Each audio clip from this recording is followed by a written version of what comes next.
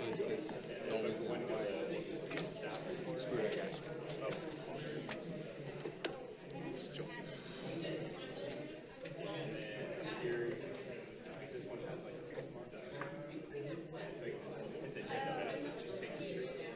Fine, sir. I'm going to fire it up. Okay. Hello, everyone. Welcome back to in-person meetings. I'm going to call the regular city council meeting to order. Can we have roll call, please? Council Agency Authority Member Sullivan. Here. Stockton. Here. Ritchie. Here. Silva. Here. Wiley. Here. Vice Mayor, Vice Chair Roberts. Here. Mayor, Chair Roulette. I am here. If you will please stand with me for a moment of silence. And then Vice Mayor, would you lead us in the pledge of allegiance?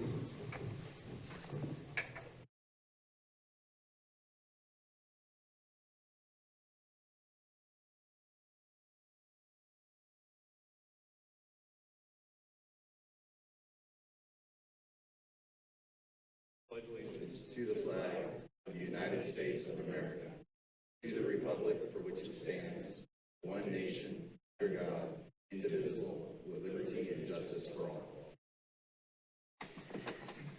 All right. Item 3, approval of the agenda. Mr. City Manager, do we have any corrections to the agenda? No, we do not. I'll entertain motion. Do you have a second? Second. All those in favor? Aye. Any opposed? It's Aye. unanimous. Item 4, approval of minutes. I'll entertain motion. I make a motion to approve. Okay, Second. great. All those in favor? Aye. Any opposed? Okay, it's unanimous. Mr. Mayor, Yes, because we have a Oh, teleconference, we need to do. we got a roll call vote. Thank you, Councilmember Sullivan. Sorry. So we will move to, do we have to go back and redo everything? No, I think we can. Okay. So we will move to item 5A, presentations. I believe Mary Decker will be coming up.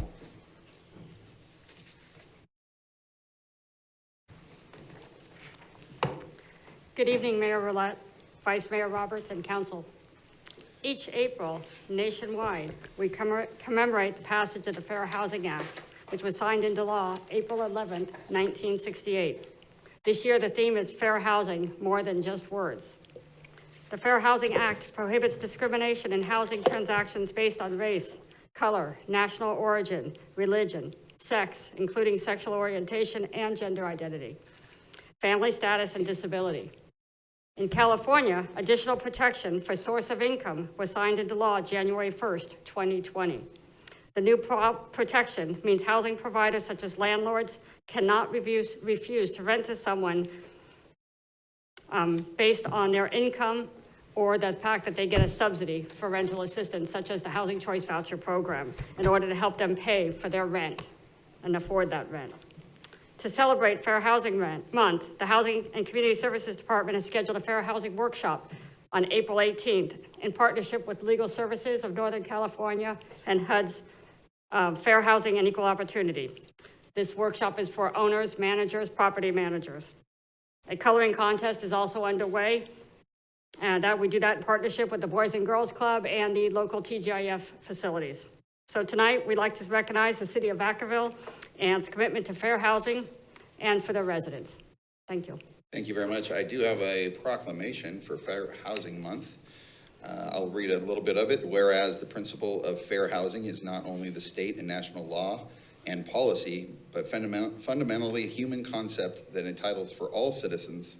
And whereas the community, we welcome all good neighbors, recognizing the contributions and richness tendered by a wide variety of young and old, male and female, people of all colors, ethnic backgrounds, religious traditions, etc.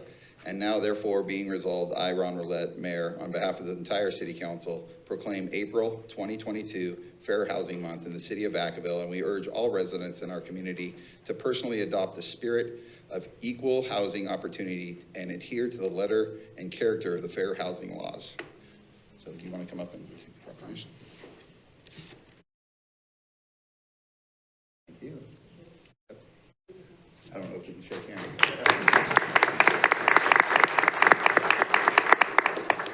Okay, we will move to item 6, which is the consent. I will be recusing myself for 6A. However, because it's a consent item, I will be staying here. So with that, I'm going to skip 6A. Well, actually, I'm not going to skip 6A yet. Is there anybody from the audience that wants to pull any item from the consent calendar? Is there anybody from the council that wants to pull any item from the consent calendar? Okay, so then I'll move from 6B to 6E. I'll entertain motion. Motion approved 6B3. Okay, do I have a second? Second. And we will roll call vote. Councilmember Stockton? Yes. Councilmember Ritchie? Yes. Councilmember Silva? Yes. Councilmember Wiley? Yes. Vice Mayor Roberts? Yes. Councilmember Sullivan? yes, Mayor Roulette? Yes. And now I'll hand it over to Vice Mayor for 6A. Mr. City Manager, if you want to go ahead and go over item 6A. So you could just entertain Oh, just motion. entertain motion. Yep. Somebody want to entertain motion for item 6A? I'll motion to be. Second. You have a second here? Roll call vote. Councilmember Ritchie? Yes. Councilmember Silva? Yes. Councilmember Wiley? Yes. Vice Mayor Roberts? Yes. Councilmember Sullivan? yes, Councilmember Stockton? Yes. Okay, thank you. We will move to item 7, business from the floor. This is time to address the council with issues that are not on the agenda but are within the council's subject matter jurisdiction.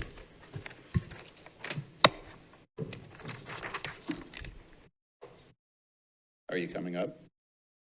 No? Okay, I'm going to, are you coming up? Yes, ma'am. Good evening, Mayor Roulette and Vice Mayor and council members. I would just like to ask that the council continue to consider hybrid council meetings and that city staff would look into the feasibility of it, as I will be checking with my neighbors to see that they would use that if it were available. Thank you. Thank you, ma'am. Anybody else for public comment? I'm going to close public comment. And we will move to item, I believe we're on 8A now, Mr. City Manager.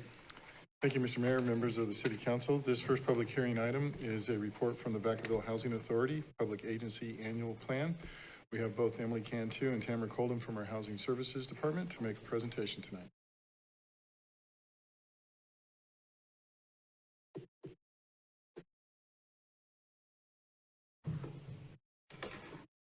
Good evening, Mayor Roulette, council members. Can you hear me okay? Absolutely. Perfect.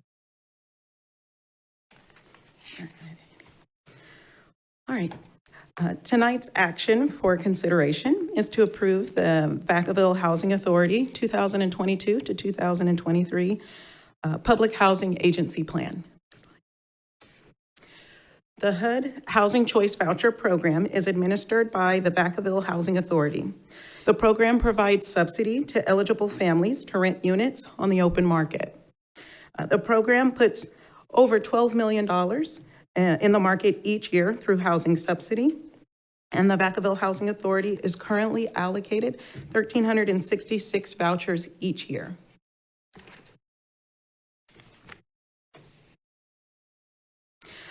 HUD requires public housing authorities to submit an annual agency plan. Since the VHA, or Vacaville Housing Authority, is designated as a high-performing agency, it is eligible to submit a streamlined agency plan.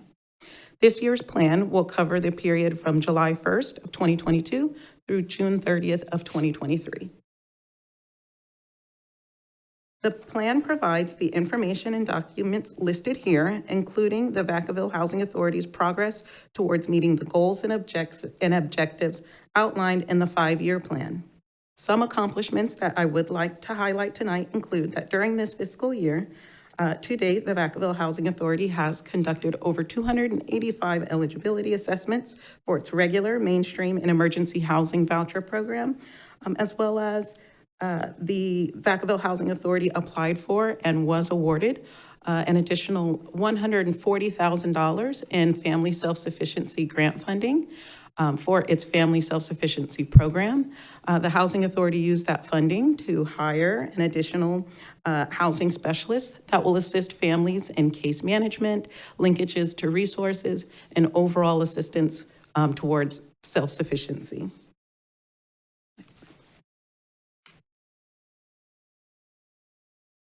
The draft annual plan was available for the 45-day public review period. It was posted on the city's website as well as available in the office for review.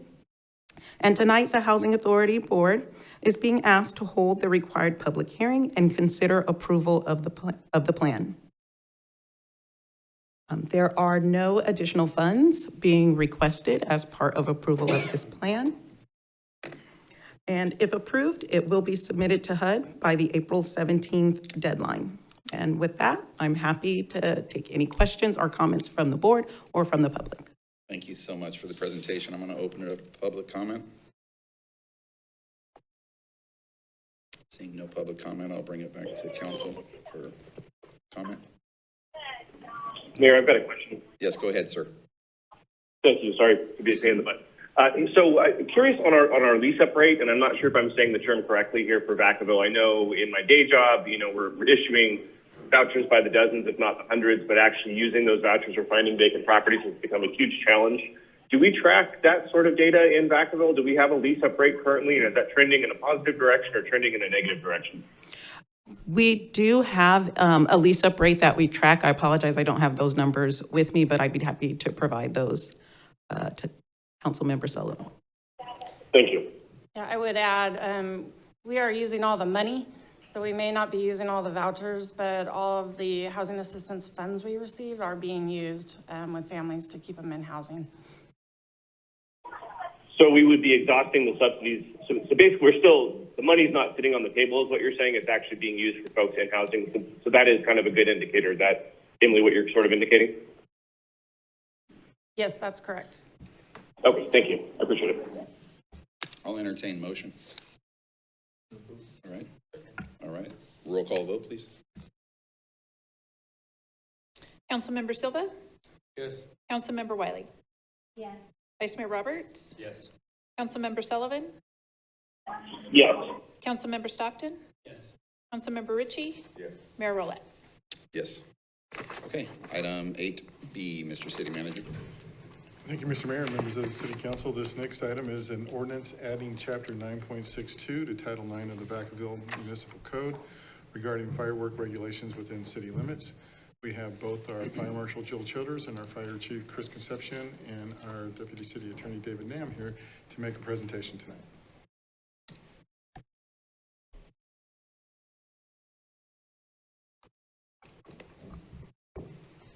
Good evening, Mayor, Vice Mayor, and members of the City Council.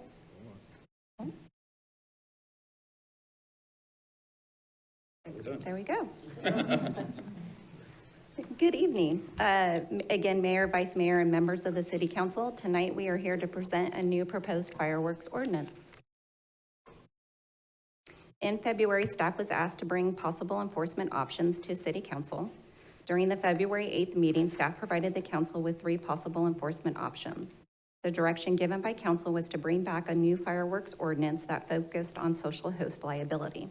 Tonight, we are here to present that ordinance.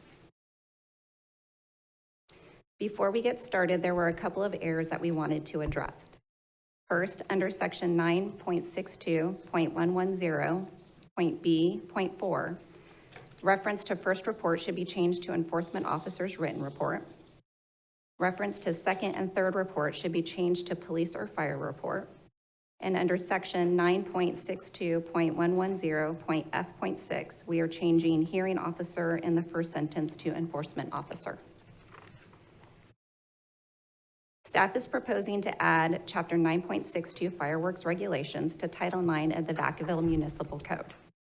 We believe by adding this section that staff will have different types of enforcement options available to them depending on the situations that they come across in the field.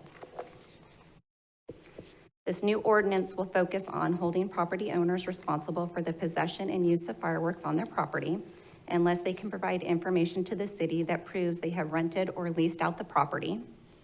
It also gives staff the authority to hold a host of a gathering responsible for the possession or use of fireworks, both on private and public property. And lastly, parents or guardians of minors who possess or use fireworks can be held liable.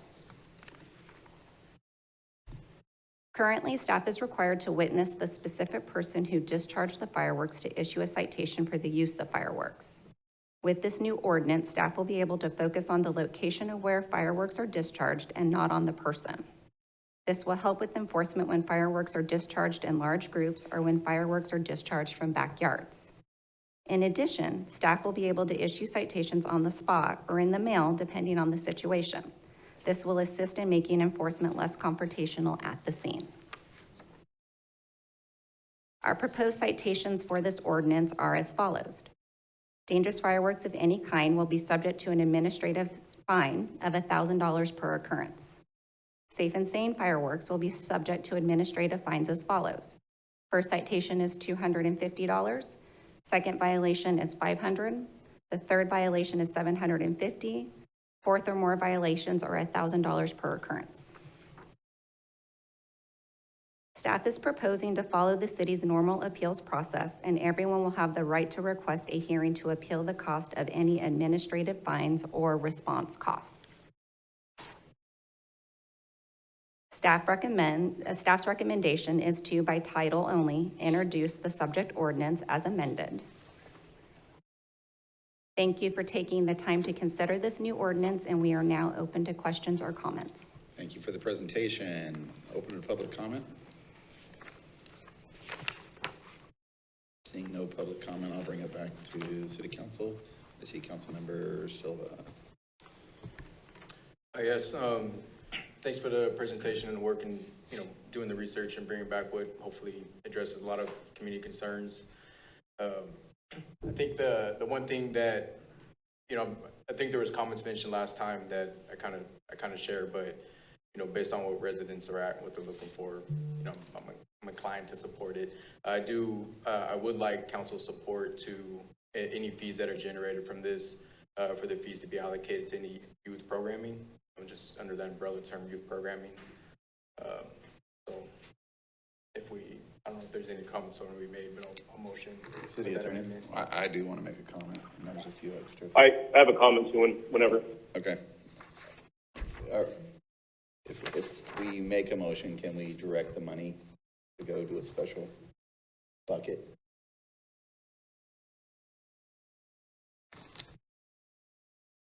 That's not typically how it would happen. It would go to the general fund,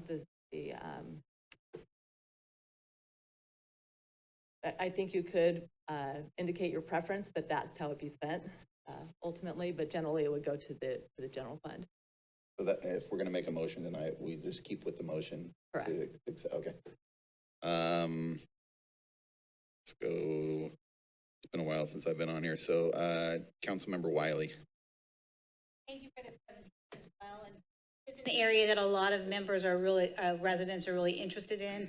And, we saw a lot of signs last year, zero tolerance, but the week before and the week after, there were a lot of fireworks in the neighborhood. And particularly with the high fire season and everything, I do feel like we have to be more forceful about our enforcing this rule. My question is, do many other cities have similar language, and has it proved successful for them? Thank you for the question. This is a relatively new method of deterrent as far as fireworks use. So more and more jurisdictions are starting to do the social host ordinance. As far as data is concerned, we talked to a couple of other jurisdictions, and the data so far is anecdotal. We don't have exact percentages of how much it's reduced fireworks use, or I talked to Suisun City, who does have, or we talked to Suisun City, and they do have this ordinance. They've had it in place for a couple of years. As far as lessening the fireworks use, kind of questionable. And as far as the fees or the fines that they've generated in the last couple of years, $26,000 to $28,000. No. All right, the other thing that I just wanted to say is, reading it in the agenda, there's 10 different sections, and they're pretty wordy, and social host, what's a social host to most people? So we would have to have a vigorous educational from now until the 4th of July, so that people understood that's you if someone's setting off fireworks at your house, or if it's, your child or something. So it would be real important to get the word out to everyone, exactly what this means and what the fines are and why they should prevent the fireworks so that they didn't get caught up in this. So thanks. Councilmember Stockton?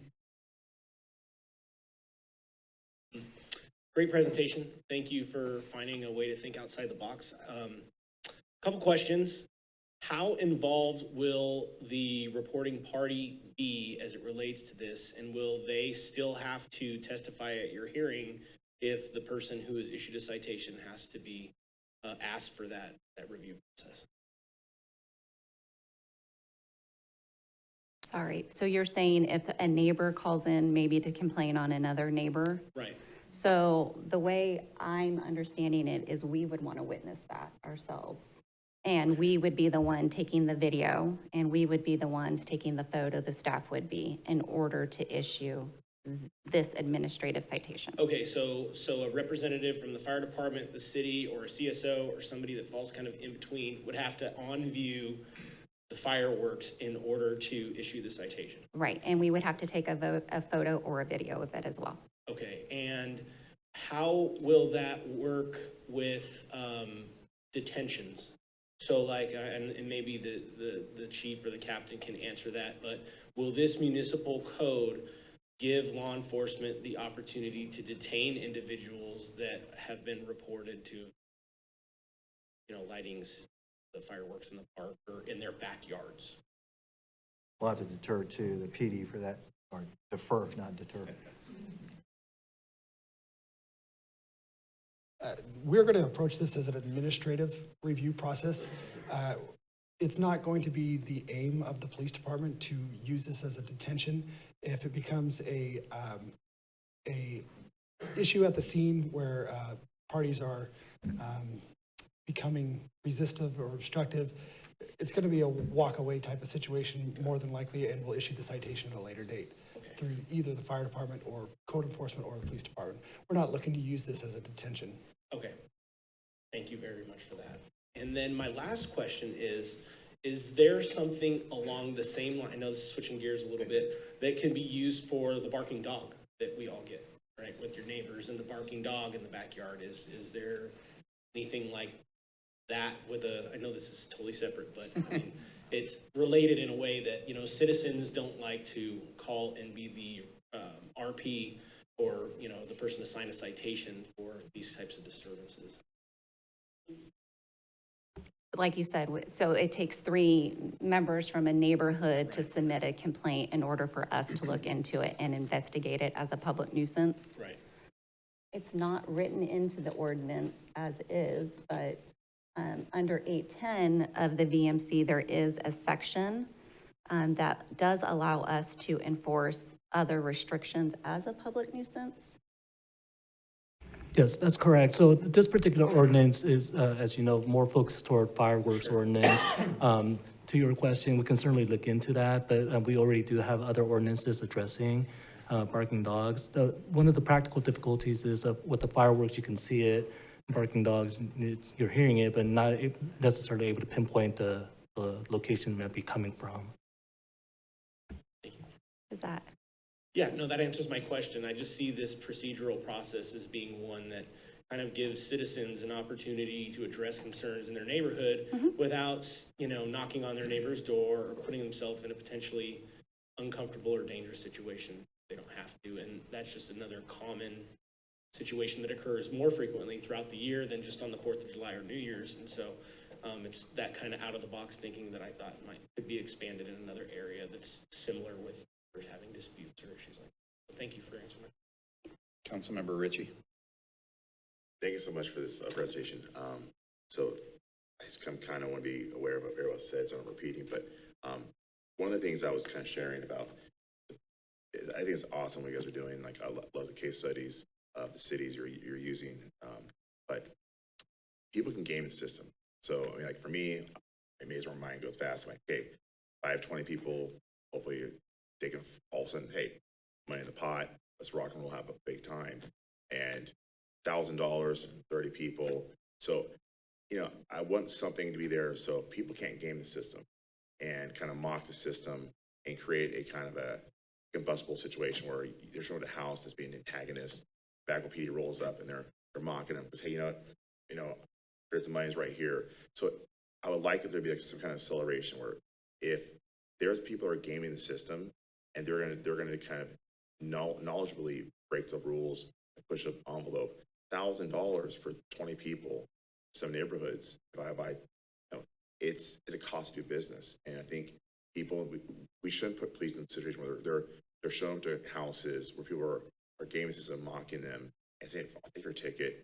I think there needs to be like an acceleration where if they can find out through, say, social media posts that it was all fun and games, like it may it was a 5X, or, you know, if it's, hey, someone got a little too drunk and on the fireworks, you told them not to, that's a situation that sucks. But there's still inherent danger, tree could caught on fire, house could burn down. But if they're premeditatively getting ready to rock and roll and the money's in a pot, that I think they should really pay a higher penalty, because that's going to really deter people from kind of really putting us in a line of danger. If you guys show up at a house that maybe they planned ahead and went overboard, they bought a ton of fireworks. If we're going to do it, let's go over the top.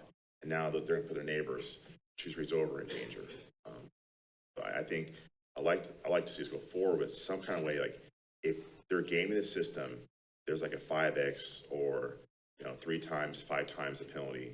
So it really deter people for trying to think outside the box in a creative way to kind of play the system.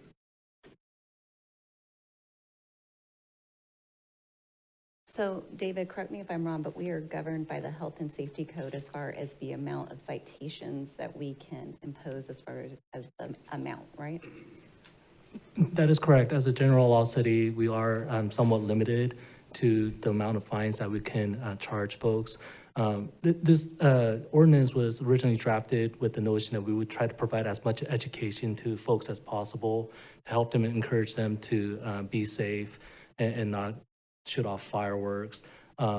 We also want to be mindful of the fact that some folks may not know of this, and so we put in an escalator clause, as you saw, in terms of the fines, so that in the event that people are clearly not understanding this ordinance or not understanding our concerns and trying to be safe, that we would end up charging more. But as Fire Marshal Childers has alluded to it, we are constrained as a general law city. Councilmember Sullivan, did you want to? Yes, thank you, Mayor. I appreciate it. So my comment is sort of along the lines of what a few other council members have stated already. So I really appreciate the quick action on this and the creative thinking and kind of getting outside the box. So thank you so much, Jill and Chief, for the flexibility and creative thinking. I want to sort of add on, I think, to Councilmember Wiley's comment. I think, last year, I believe the fire departments have these really great graphic signs saying no fireworks. And I even saw, I think, in some private shopping centers and other areas. I'm hoping maybe tonight, as part of the motion, we could also include a small marketing budget where Joanna can get with Jill and work for Magic and actually do some signs and really kind of blow up, hey, you're going to get a big fine this year. Here's the fine for fireworks, and sort of emulate the signage schema we had last year. I love the plan. I love the process. I think the more advanced notice we can give to people, the better. Maybe we do a utility stuffer, put it on social media. But I did think the signs in front of the fire stations last year were really effective. And if you had a big old sign that said you'll get a fine this year for fireworks, I think that would at least give residents some fair notice and hopefully alleviate the problem. So, I don't know if that could be included in the motion as stated, but I would like to give you some marketing support to really get the word out to folks. So that they're A, not surprised, but B, that we mitigate the fire risk as we enter another drought year. And then great job on the plan. I like it. Mr. City Manager? So in response to that, we can certainly, I would suggest we keep the motion as is, but we can certainly work with the fire department, with our finance department to see what can be done in terms of increasing outreach opportunities on this particular subject. Okay, and then I know your hand's been up, but I think you're just waiting for motion. Or did you want to comment again? Yeah. Okay, then I'll let you comment before I jump. So, I try. going back to the funding, allocating the funding for youth programming, it didn't sound like that was a no. So I'm under the impression that we can. and What we I would should. suggest is that we keep the motion as going forward, and then as part of the budget process, we can talk about where those funds would go, because that will be, the timing will coincide with our next year's fiscal year budget. So I'm not clear on what the problem is with adding one line that says fees generated will be allocated to youth programming.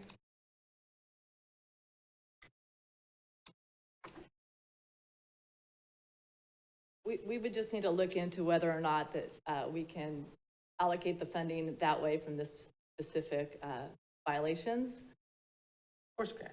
We make the policies. So as the city manager recommended, we, we do have the ordinance as written, and we can certainly bring back that, that request during the budget process. We can also come back and amend the ordinance if we want to specify the direction of the funds. It still doesn't sound like a no. Can we put it as a separate line item on our budget as far as fees generated from firework ordinance violations? I think that's certainly something that the council can consider when they're considering the budget. Okay.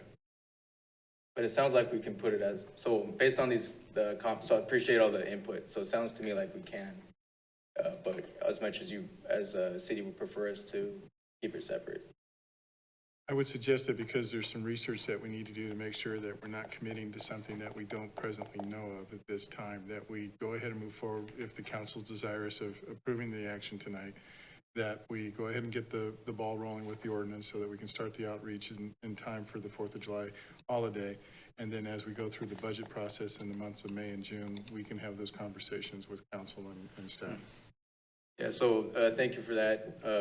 And that's why I was kind of, or I guess, and maybe from private conversations, I think this is another example of perhaps why, like if I brought, since I did bring this up last time we talked about it, why I guess it's important we have a quorum speak up on certain issues. So with that said, could we make a line item that'd just be something that's separate? So we will be tracking any fees that'll be generated from this separately. There's a way for us to track that. Yes, we can do that. And then, again, when we come back with budget, we will make sure to have that answer for you. Thank you. That generated, I think, everybody back again. So we'll start back with Councilmember Ritchie. My comments quickly, just to piggyback up his, maybe to help out. If maybe we don't do an all or nothing approach, but at least have the option, may list like 30 or something accredited nonprofits that you can give the person choice. Hey, it's $1,000 fine. 50% of the fine can go towards one of these listed accredited nonprofits. You do basically the choice either a $100, $1,000 fee to the city, or up to 50% of the subject fee can go towards a accredited nonprofit. So therefore, we still generate revenues. It comes as a pass-through entity. It comes through the appropriate channels, and they can then allocate it towards a Boys and Girls Club or 11. If you receive it, then therefore, then the city can then take the funds, push it towards a accredited nonprofit. That maybe it's easier because it would go through the process that you were speaking of the legal requirement. Then you acknowledge that you want the funds to go to this source. Then you guys can then take that deposit, then credit towards the nonprofit. Maybe that works.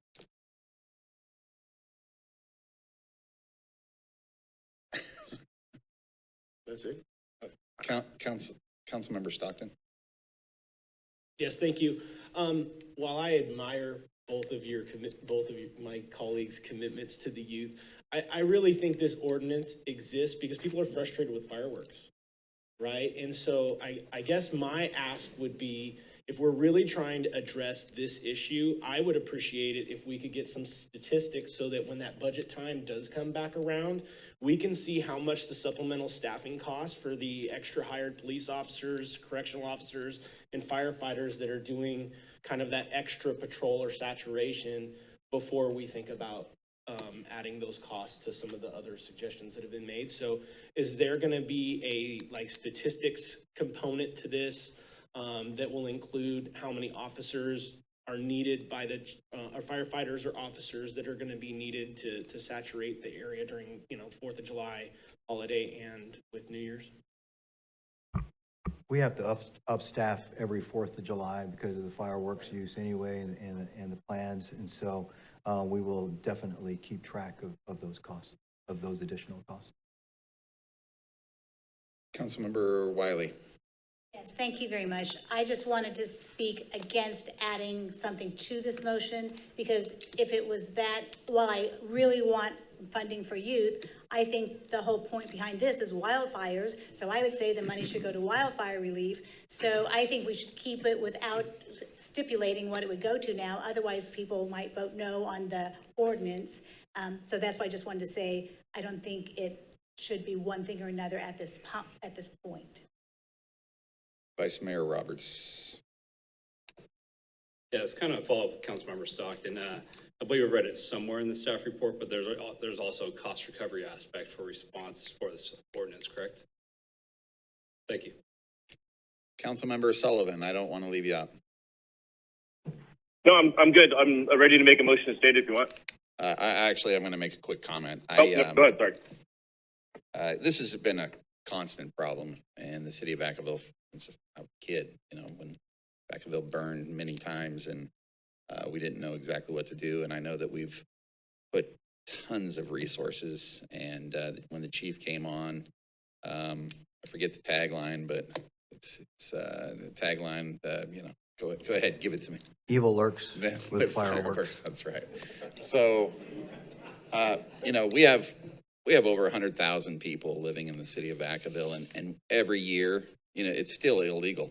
Every year we're chasing all night long, and there's people calling in, and I would love something that, would work. And, I'll probably vote yes, to see if this will work.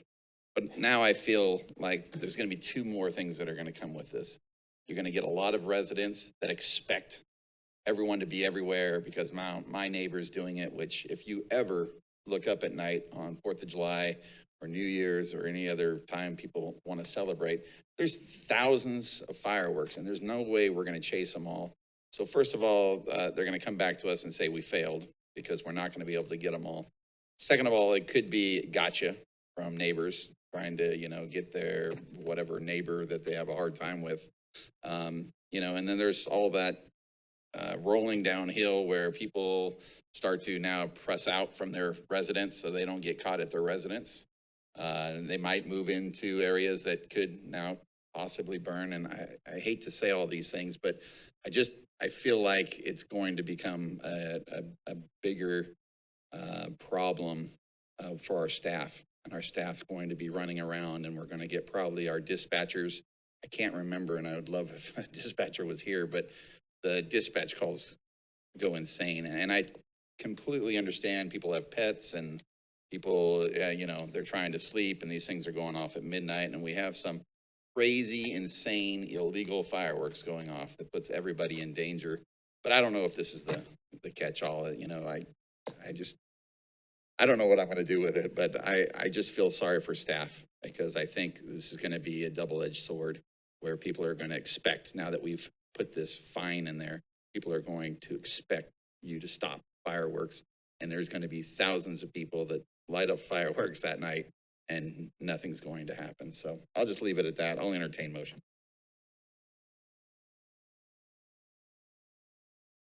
Okay, roll call.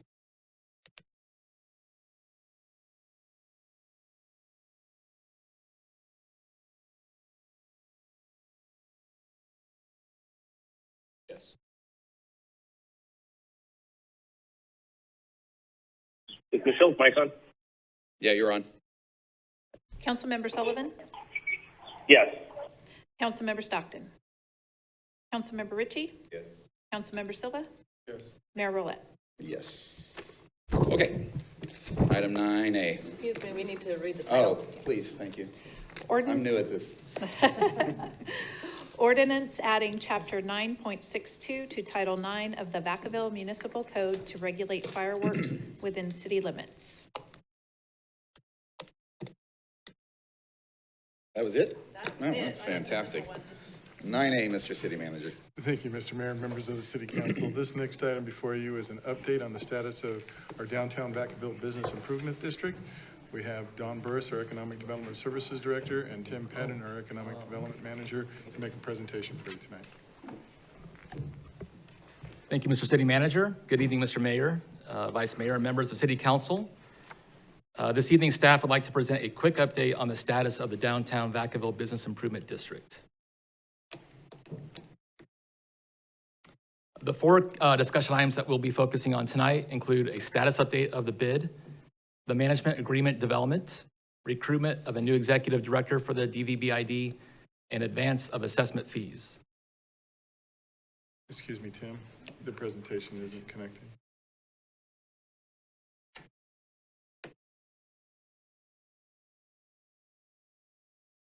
So tonight's action for consideration is to receive the update and direct staff to assist the downtown Vacaville Business Improvement District with the development of a management agreement that supports the city's initiatives to improve the downtown, approve funding to engage an executive recruitment firm for the recruitment of a new executive director, and provide an advance of assessment fees.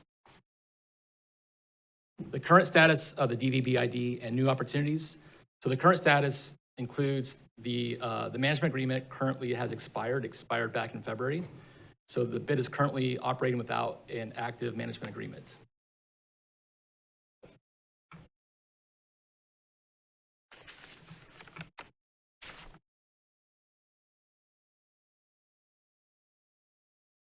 We still understand what you're saying. All right, that's good to hear. All right, I think we're on slide 4 if I'm not mistaken. Yeah, current opportunities and new opportunities for the bid. So the bid's operating without a management agreement currently. The executive director of the DVBID resigned in early March, and there's been a suspension of collection of the assessment fees. Currently the bid, as a result of the recent changes, the DVBID has not come before the City Council for their annual renewal. Currently, the organization is operating without the executed management agreement as stated, as the previous management agreement expired on February 21st, 2022. A letter was sent from the Finance Department on March 21st informing downtown merchants that the assessment fees have been suspended until the City Council adopts a resolution to levy the assessment of fees. Until this resolution is adopted, the city is prohibited from collecting the assessment of fees. The City Council has also not directed the city manager to execute the 2022 management agreement, which authorizes the payments of the fee-for-service arrangement. There are new opportunities that now await the DVBID. Since the adoption of the new City Council strategic plan, the development of the new downtown specific plan, and the COVID economic recovery strategy have been completed. Economic development staff has been meeting with the DVBID advisory board to discuss the organization's role in assisting the city in the implementation of these 3 strategies and creating a stronger alignment. Additionally, the hiring of an executive director with experience in the Main Street America approach to downtown revitalization is essential.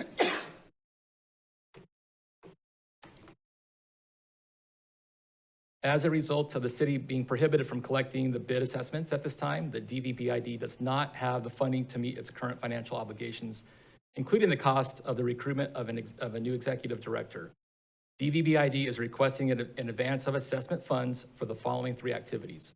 First, $15,000 to engage a farmers market manager to run the downtown Vacaville Farmers Market for the 2022 season. The farmers market runs typically May 14th through October 15th. The second cost that we're asking for this evening is a $25,000 payment for operational costs. This is essentially rent, utilities, payroll for the DVBID.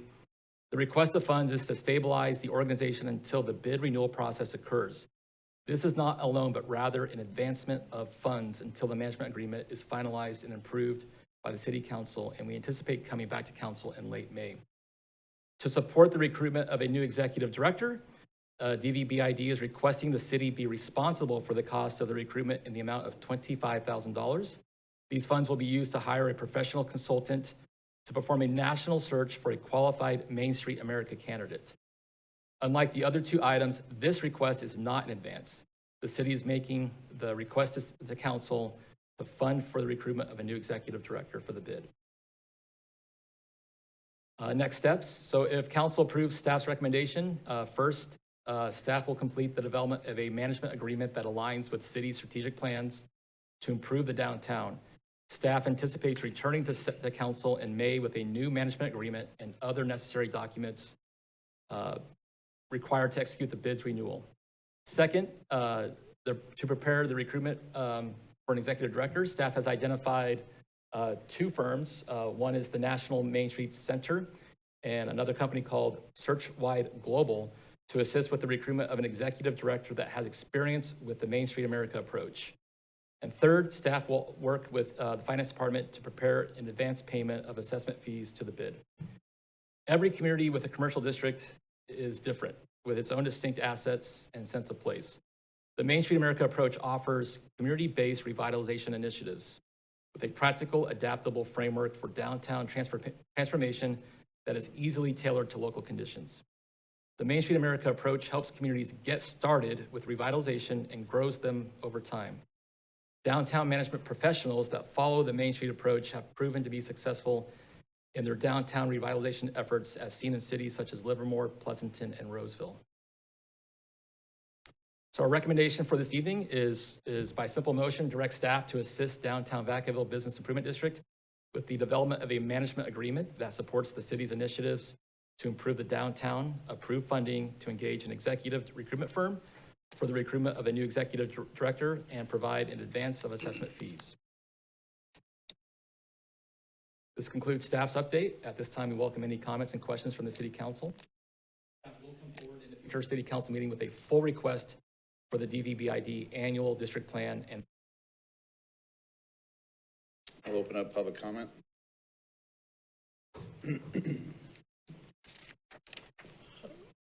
I'm Dean Roberts, president of Downtown Vacaville Business Improvement District, mayor and councilman. I just wanted to thank you for the relationship that we've had these last few years. It's been really great, and the support has been amazing. And through all the different ups and downs that we've been experiencing, it's really been, I've felt a positive impact from the community. The last few meetings that we've had more participation we've had in quite a while. It was a big bonus to have the city manager chime in with us. That was a great benefit. And so looking forward to helping with the implementation of the new downtown specific plan. I think it's going to be great. And we look forward to continue to partner with the city of Vacaville. Thank you. Thank you. Any other comments from the public? Seeing none, I'll bring it back to the council for comment. I see Councilmember Stockton. Go ahead, sir. Thank you. My question is, what say will the businesses and the community have in the recruitment and hiring of this new executive director that's going to implement this plan? Councilmember Stockton, we will have a recruitment committee. Will be kind of a subset of the advisory committee, and that will include members of the business community within the bid, and we anticipate having a city representative and a couple of at-large members, if you will, outside of the bid, and perhaps somebody that's already in the business improvement district community from maybe an existing city, but outside of Vacaville. Thank you. Councilmember Wiley. Thanks for the information as well. If the city council approves this tonight, what would be the best case and kind of the worst case scenario for having a new executive director for the bid down in place? Thank you, Councilmember Wiley. We expect that the firms that we've been talking to actually do nationwide recruitments. These are not just local firms or even California firms. So these companies and these recruitment firms have a great track record in attracting great talent to their bids.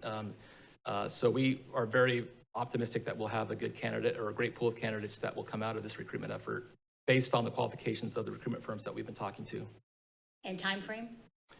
We don't want to put a time frame on this per se just yet, but it'll be probably a several month process. All right, thanks. Vice Mayor Roberts. Yeah, thank you. A couple of things I noticed in here. So with the current bid fees, they don't have enough, I guess, money to go through all the way through the budget process cut kind of short. You said you're unable to collect the fees at this time? That's correct. Legally, we cannot collect the fees with an expired management agreement. Okay. With the kind of other side of Councilmember Stockton's question is, what control would the city have over the hiring of the executive director if we're flipping the bill for this? So we don't spend the money and then they get turned down by something else. Vice Mayor Roberts and Council, I did want to clear up Tim's last statement. It's not that the management agreement is expired, it's the resolution that you all adopt that's expired. That's what's preventing us from being able to collect the assessment. Okay, thank you. But the city certainly would have a role as part of this recruitment committee, if you will. The city would have a role in it could be an economic development staff person that could be on that committee. So the city would definitely have a say on who the next executive director would be. Okay, thank you. Councilmember Sullivan? No comment. Thank you, Mayor. Okay, so I do have a comment, and I want to start off by thanking Brooke Fox for the work that she did. Her and her staff did a fantastic job running the DVBID. I can't even remember how many years. 5 years went by so fast. I lose track of time because 2 years we were underground. So how much, and I'm going to direct it to both you, and if we don't, I'm sure somebody will have this. How much did we give the DVBID the first installment in the first meeting? Because we've had 2 meetings within the last, I would say, 6 months, and again, time slides by, but how much did we give the DVBID the first meeting? Last June 8th, I think it was, at City Council, we allocated $75,000 of idle funds. Okay, so we gave them 75,000, and we were under a pandemic, and that's what we were trying to make sure that they were viable. And then we came back, we gave another chunk of money. No, I think, I think that. Mayor, I think what you're thinking is when they came for their initial renewal, right? It was 55,000, but actually what we had said was it would be a range from 55 to 65. So we approved the 55. They came back several months later and asked for the additional 10. Okay, right. I do remember doing it twice. I remember the council very adamant about giving them more money. And so it was a $75,000 altogether. Okay, well, that clarifies a little bit. First of all, I deeply care about the DVBID. I think it's been phenomenal. Bob Vollmer did a fantastic job. Brooke Fox, fantastic job. And I want to make sure it's viable. I guess my comment tonight is I really want the city of Vacaville to take a step back and let these folks run it. This is business ran. This is business money from downtown. It always makes me nervous when we start sticking our hand in everything because it really shouldn't. Just like we do everything else, like with the Visit Vacaville, we bring it every year. They give us an idea of what's going on. They tell us what's going to happen the next year. And then we decide whether we're going to help them with some money. I know that we've talked about bringing down the amount of money that we give the DVBID because we want them to be self-sufficient. And it's ramped up, and there's things involved in the reason why we ramped it up. But I really don't want it to become another department of the city of Vacaville. Business folks down there are incredible, and they call all the time, and they have a lot of passion. I want to give them the correct person to take that on and keep running forward. But I really want the city of Vacaville, and I don't know how much we can push on this, just really take the back seat and let them drive the bus. They have multiple boards, I think an executive board and then the regular board. I might be wrong on that, but really let them run it because, ultimately it's our downtown, which we all love. I know everyone up here loves our downtown. But I really want them to take that role and run it like they should be running it. And then we can, obviously guide it. And then when they come to us, we can decide how much more money we're going to give them each year.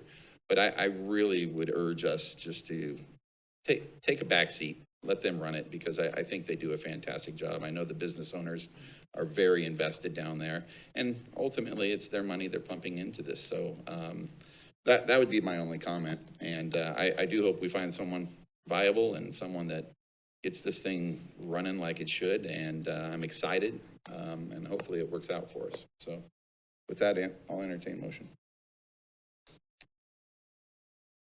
A motion approved. Okay. I'll second.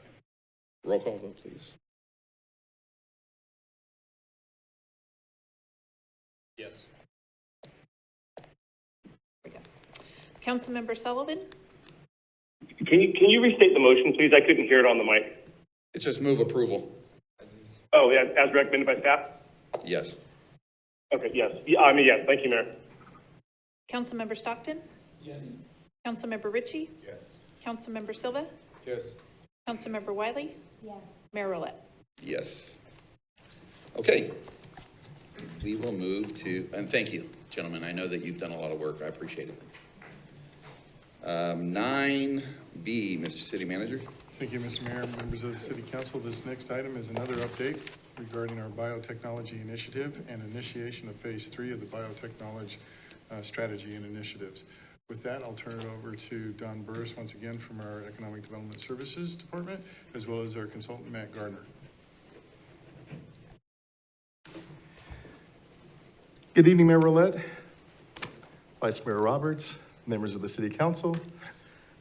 It's with great pleasure this evening that we present this biotechnology initiative update and an initiation of phase 3.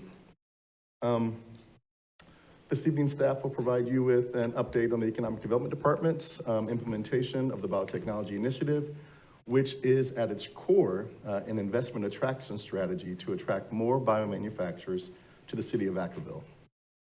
This update will also include the progress made to implement phase 3 of the strategy. Joining me this evening is Matt Gardner, Chairman of the California Biomanufacturing Center.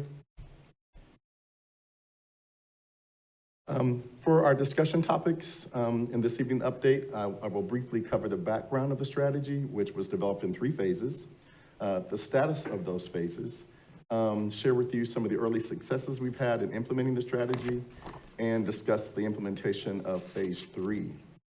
At the conclusion of my presentation, California Biomanufacturing Center Chairman Matt Gardner will also give you an update on the status of the nonprofit since its inception of October 2020. So the background. So in order for any economic development professional to make an impact on the local economy, it's important to know what are the economic drivers working in the community. So staff, at the time with the assistance of Assistant City Manager Aaron Bush, connected with Dr. Robert Eiler, one of the foremost economists here in the region, to really get an idea of what are the economic indicators that drive our economy. After working with Dr. Eiler, we learned that actually biotechnology and advanced manufacturing were 2 of the economic drivers of our economy with the highest industry growth and also the potential to create high-value jobs. So to that end, on June 25th, 2019, the City Council authorized development of the Biotechnology and Advanced Manufacturing Initiative. We then brought on Matt Gardner, at the time Principal of Innovation Counselors. Matt also helped with us, Matt led the effort with us to develop the strategy. We had several focus groups with industry professionals, stakeholders, education partners to help develop the strategy. The completion of the strategy gave us a 3-part initiative, and the kickoff was in October of 2020. Phase 1 of the strategy consisted of an in-depth analysis of the 2 industries. And then phase 2 consisted of the formation of the new nonprofit organization known as the California Biomanufacturing Center. This is a companion organization to the strategy, and the California Biomanufacturing Center is a 501c3 nonprofit organization supporting industry development and workforce. training, and the development of an ecosystem capable of establishing and supporting Vacaville as a major life science industry leader. Phases 1 and phase 2 of the initiative have been completed, and we are now working on phase 3. Phase 3 is the final phase of the strategy, and as I stated earlier, it really is all about our attraction efforts now, getting out there, telling our story, getting in front of every company that potentially has expansion opportunities or relocation opportunities. We're currently initiating this phase, and it's all about investment attraction. Phase 3 is very aggressive in our outreach program. Really, we're trying to present Vacaville to all the industry executives as a prime location to locate or expand their facilities. The next 3 months will be very busy for staff, as we'll be attending the American Biomanufacturing Summit just actually tomorrow. Then in the month of May, we'll be attending the San Francisco Business Times Biotech Forum. And then in the month of June, we'll be attending the Bio International Conference. To continue to help us with our efforts, we've engaged the CBC, our California Biomanufacturing Center, Matt and his staff, to help with lead generation. That's because the CBC actually has access to numerous biotechnology companies that are working with them to acquire and use some of the services that his nonprofit organization is providing. So to do this work, the council approved a budget augmentation of $116,697 of Measure M funding at the February 22nd council meeting, and I'd like to thank the council for approving those funds so that we continue to do this good work.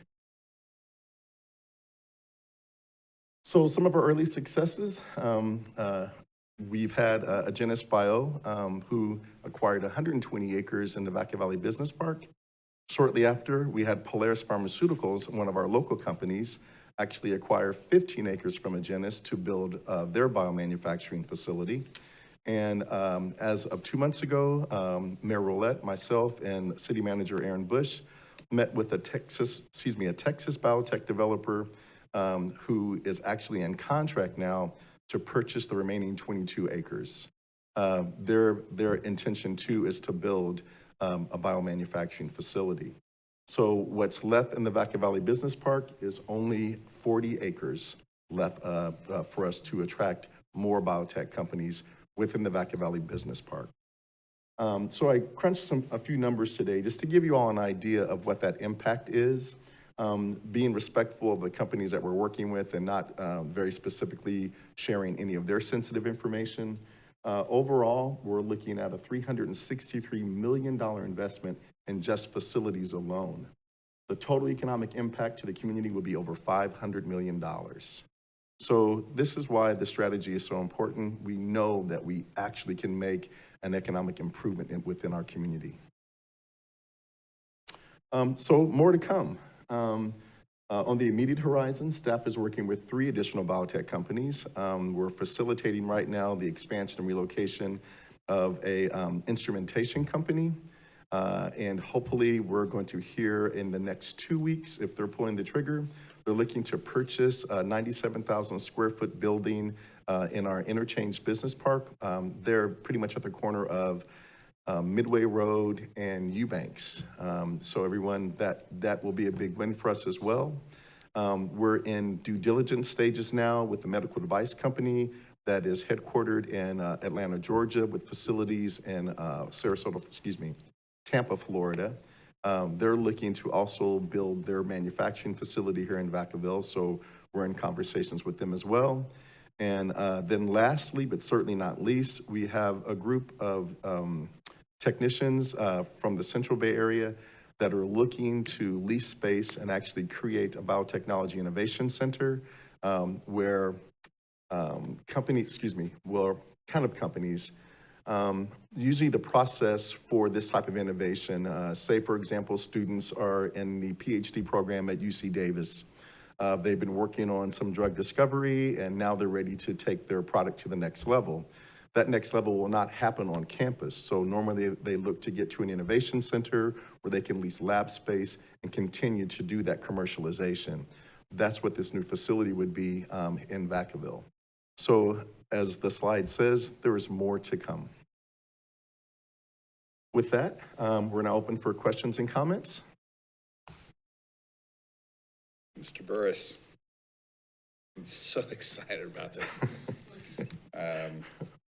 I spoke briefly, well, maybe not so briefly, I don't ever speak briefly, but at the State of the State, or the State of the City, excuse me.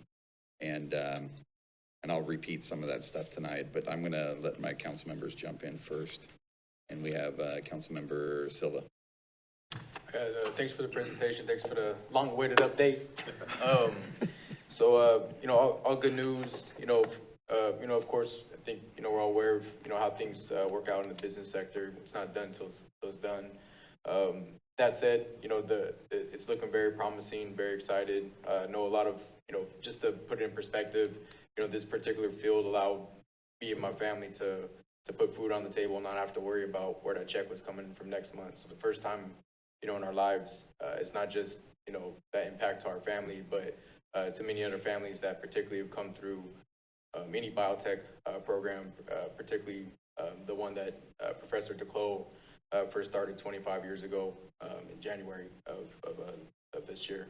So through Solano Community College. So one concern that I have is, and just for staff to think about is, we have this, really fine focused area. And so not to be greedy, but to be greedy. How do we adapt? So if there's a higher demand for that to relocate here for the qualified workforce, because we're talking about states that have been often very widely championed as, oh, everybody's leaving to X and Y state, I'm not gonna say. But here it looks like in certain cases, it's always been the workforce, and particularly the Bay Area region, that has driven this particular sector to be to where a lot of times us here locals don't realize how big biotech is in the Bay Area. And as we may not consider ourselves culturally a part of the Bay Area, Vacaville, part of Solano County, is a part of the Bay Area economy, and the data suggests that as well. We're 80% of our current residents are working out of town. So I think bringing these good jobs here are really important, making sure that we, as land, looking at ways as it expands and there's a higher interest in businesses relocating, maybe redeveloping, developing, how do we look at zoning as we expand out in that region, I think is something we should definitely keep on our forefront. Thanks. Vice Mayor Roberts. Yeah, thank you for finally getting the update. I know I've been kind of thorn in you guys' side about bringing this, since I'm a big supporter of biotech and I've been tracking it for a while. The economic impact to this area would be huge.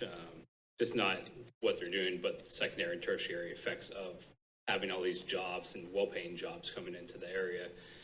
And with biotech, this is still kind of in its infancy. There's a lot of stuff that's going to be changing coming up in the near future, which is definitely put Vacaville on the map and help improve the economy and the city itself with the additional revenue coming in to improve all aspects of it. So yeah, I'm real excited and looking forward to see what's coming up with this. Thank you. Councilmember Ritchie. Thank you so much. I'm very excited. I share both Silva and the mayor's enthusiasm in regards to this. I kind of briefly talked about just how awesome biotech is in kind of conjunction with the housing element. Then I spoke at a government affairs committee for the Associated Realtors, and it's all conducive, comes together. The effort you guys are doing in the city is awesome, because I actually referenced, I think maybe 2 meetings ago, that we need more Mike Silvas. We need more people that are from the community. Yeah. Well, that scares Mike Silva. It comes into, maybe not the literal sense, but I think he's a good guy. But we need people from Vacaville that have the opportunity to be born and raised in Vacaville, come from the community, see an opportunity to get into a awesome job and have upward mobility, and then come back and still reinvest back in the community. I think it's exactly what we need. So I was trying to kind of really tie that into the housing element and the general plan of the city, how important it is that, we bring some awesome employers. Like, there's an article, I read the Wall Street Journal a lot, and they were talking about the new titans in the world. I had like a picture. The first stage of titans we had in technology were media. They provided fun and us to be connected. Now they're talking about the rise of the new titans. It is now biotech. You know, the first Titans made a fund. The second Titans are American keeps alive. And so it was kind of ominous how the rise of the new Titans is biotech. And we're in the cusp of having Vacaville be the tip of the spear that's going to bring the rise of the new Titans, hopefully good ones, to the community and these jobs. I mean, four major companies are bringing multiple feeder companies. And I just really think like we work together. Our housing element, the focus and goal of the city is to bring awesome employment opportunities, to bring in tandem ways to educate the community. We harvest as many people from Vacaville that have upward mobility to go from being a dishwasher, a cook, to now get training and education, now be in the community and get these jobs in the community. Go from, we can provide awesome housing, affordable housing, from low income rent to upward mobility to buying a house in the community, keep tax dollars in there. And then it's a big part of the macro. And I really want, you know, as much as possible. I remember a few years ago I read a story about how there's a contest, and I think the mayor might know, there's a contest to get the new Bay Bridge built, and they accelerated it. They at the speed they did it, they would get a bonus by 20 or 30 million to hit it at a certain number. So they shipped in iron from China to speed up the process of building a bridge in the Bay Area. Just to get like $30 million as a kicker. That's good, but I want to make sure that for building in Vacaville, we hire local labor, local materials, and make sure we hire and educate as many locals as possible. It would be a shame if all of a sudden we're bringing labor outside, materials outside to build all these major complexes. I mean, everything from the rock that goes in the ground to get the trucks to go over to the education platforms, should we try to be local? I think we'll miss the boat if we don't allow the community as much as possible to really just gravitate towards this, and every aspect of it, from labor, education, to workforce, to the end, to make sure we educate people, hey, this is coming. You might make this product now, but my God, you have 2 years just to understand how you can take your factory, your facility in Vacaville, and become a manufacturer or supply chain for this company. I think everyone should not be able to have a chance to miss the boat, have our community really just take this and kind of run the bull horns. Great, thank you very much. Councilmember Stockton. Thank you. I cannot applaud you gentlemen enough. Staff that have worked on this. We may not be the Bay Area, we may not be Silicon Valley, but I think we're well on our way to becoming the Biocon Valley of America.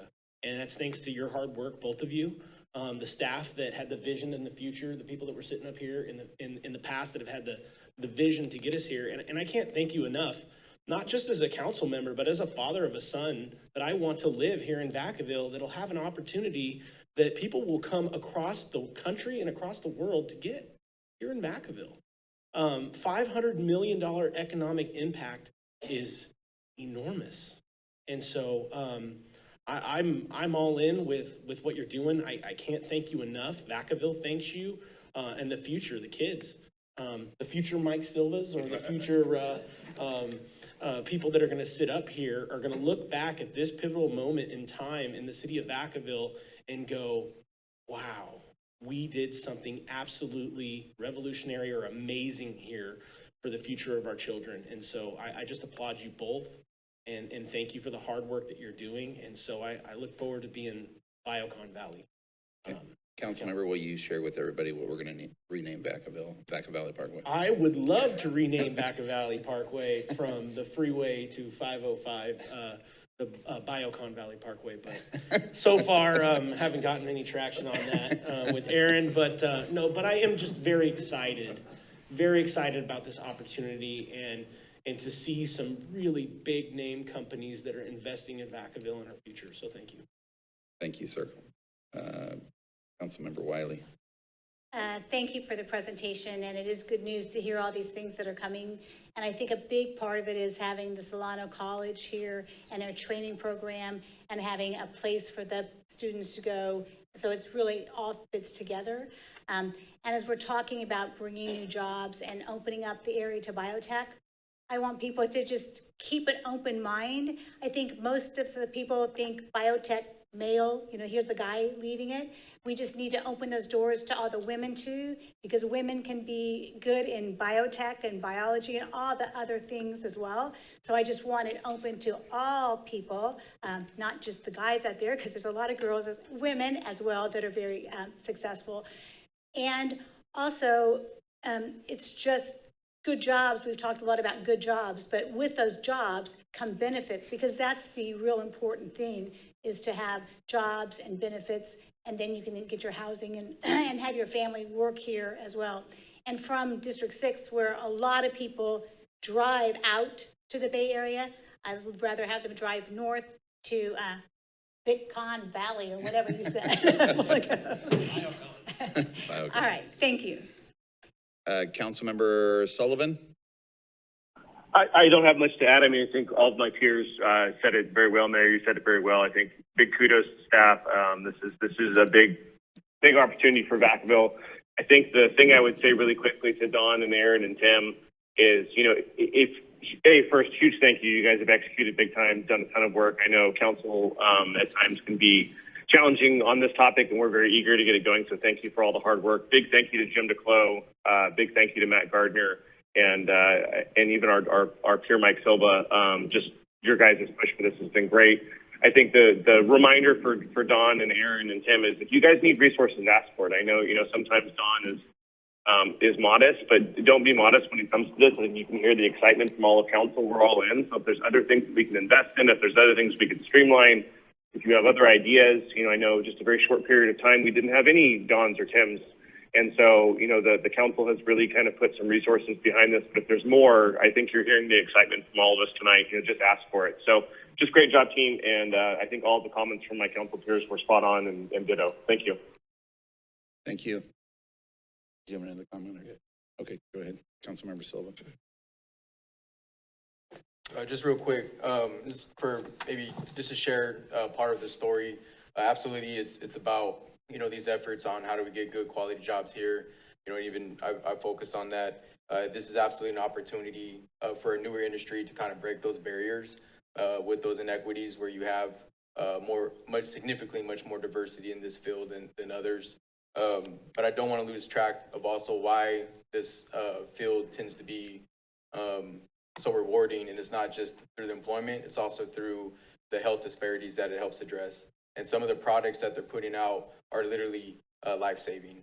Biomarin is a company that a lot of local folks work at in South Marin, and they focus purely on what they call orphan drugs or orphan diseases.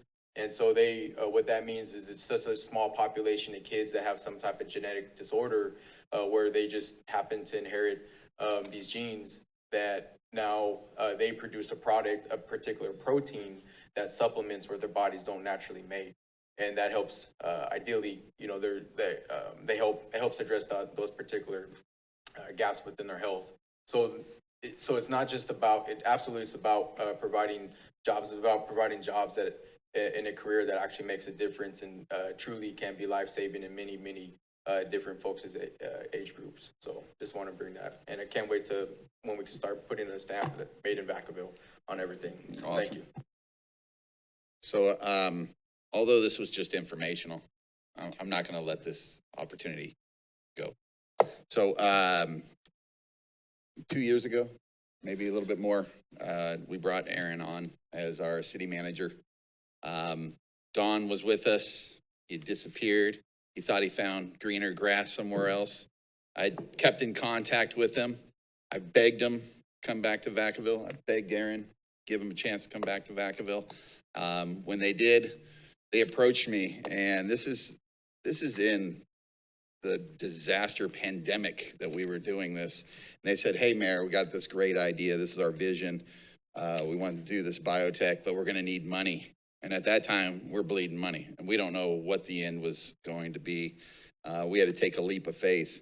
And I looked Aaron in his face, and I said, you better land me a well within 1 year. And he's like, I'm going to do that for you. And Don, I praise you all the time, but I'm going to praise you here in public. Amazing, amazing. This team is amazing. I thank you for your vision. I thank you for jumping on with us, Matt. I'm excited. I got goosebumps even talking about this. I said this at the State of the City. This is going to change Vacaville.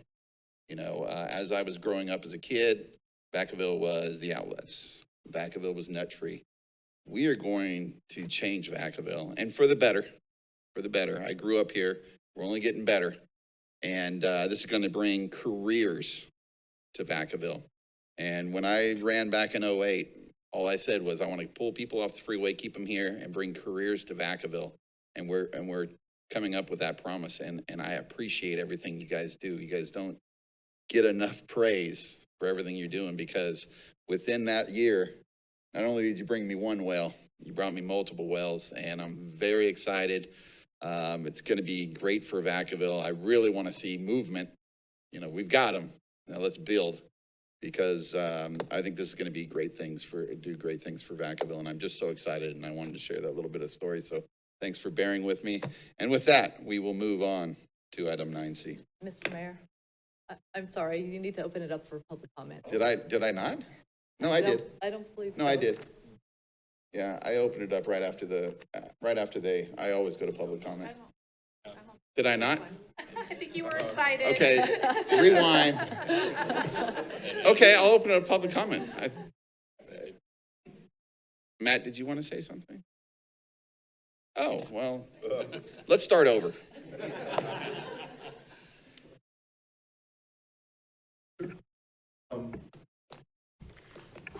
Thank you all. Thank you so much for the comments and for the support. I truly appreciate it. I love our community, and I love the work that we do, and wouldn't be able to do it without great leadership and a great city manager. So thank you. That concludes my presentation, and now we will turn it over to Matt Gardner, Chairman of the California Biomanufacturing Center, and Matt will actually give you an update on the status of the nonprofit. Great job, everyone. It sounds like we're done. Mr. Mayor, Mr. Vice Mayor, members of the council, and to my friends in the city staff, I'm really grateful for the chance to be here with you this evening to share this update on the things CBC is doing. And I'm going to actually wrap into this some trends that we're seeing in the industry around the world right now, because I think the context is important. And as context, I would just remind you, the Wright brothers' flight was in 1903. Think about how far we've come. This is the beginning of the biotechnology century. We're at the beginning. This isn't an end. And so when I present to you some trend data that we see happening in the industry right now, I would just remind you, it isn't enough what we've attracted. There will be many more opportunities. And so the first 500 acres we started with is equally just the beginning. And so I'll highlight a few things. What we're seeing around the world is the first couple of bits I'll touch on, and I'll bring into that very specifically things that are happening in biomanufacturing worldwide. Thanks, Don. So the biggest thing I would point to, I think, that's striking to everyone in the industry everywhere right now is that during the pandemic, things didn't turn down at all for the biotech industry. In fact, they turned up to a degree that no one in the industry has ever seen before. So I would say in general, the business cycle in biotech is not obedient to the general business cycle. In fact, it's a little bit anti-cyclical or counter-cyclical, because when software gets hot, it pulls venture money out of other sectors, for example. And so it's easier to invest in software. Lots of investors will flock to that. When the economy's good and when the IPO windows are open, biotech may actually suffer when software is hot. At other times, such as a pandemic, the world turns to science for answers. And so what we saw was a quantum leap above anything we'd ever seen before in the amount of capital pushed onto the table to find answers. We've never seen anything like this before. Worldwide venture capital, that's okay, of $80 billion. And 366 IPOs at $60 billion. Records that no one's ever seen before.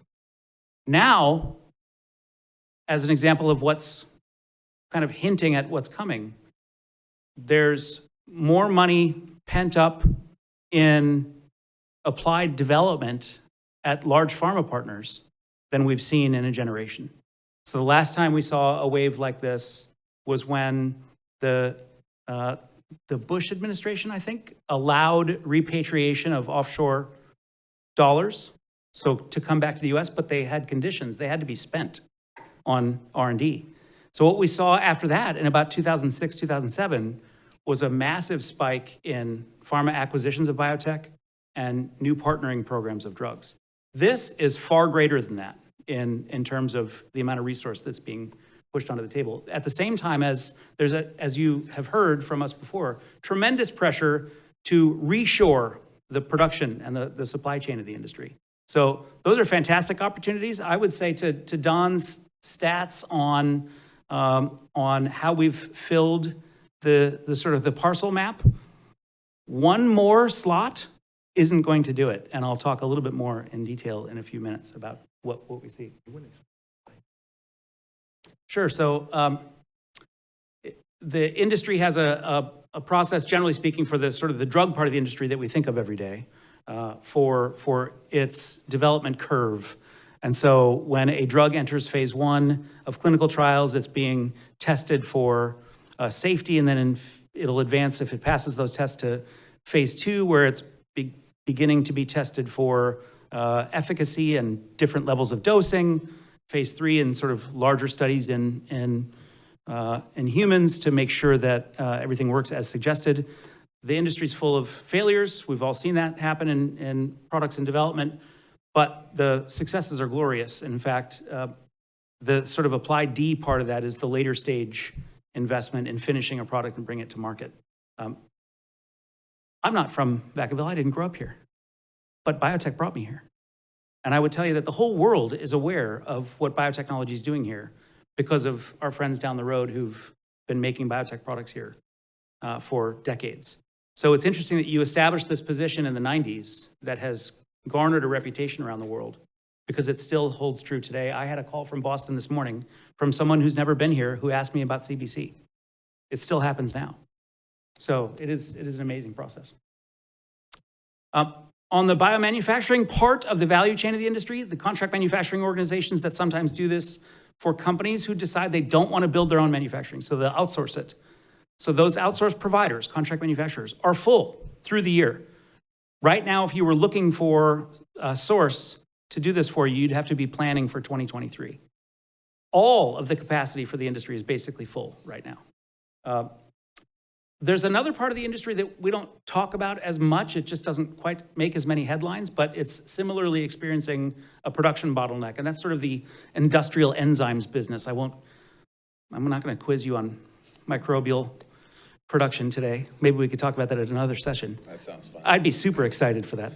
But the capacity in that part of the industry is also full, and so it's experiencing similar bottlenecks. It's a little bit lower sort of regulatory regime, so it's a little easier to do, but it requires the same skill base, which is why some of it looks to places like here and the training programs at Solano College and the graduates from UC Davis to locate in an area where the skill base exists. So there will be tremendous opportunities there.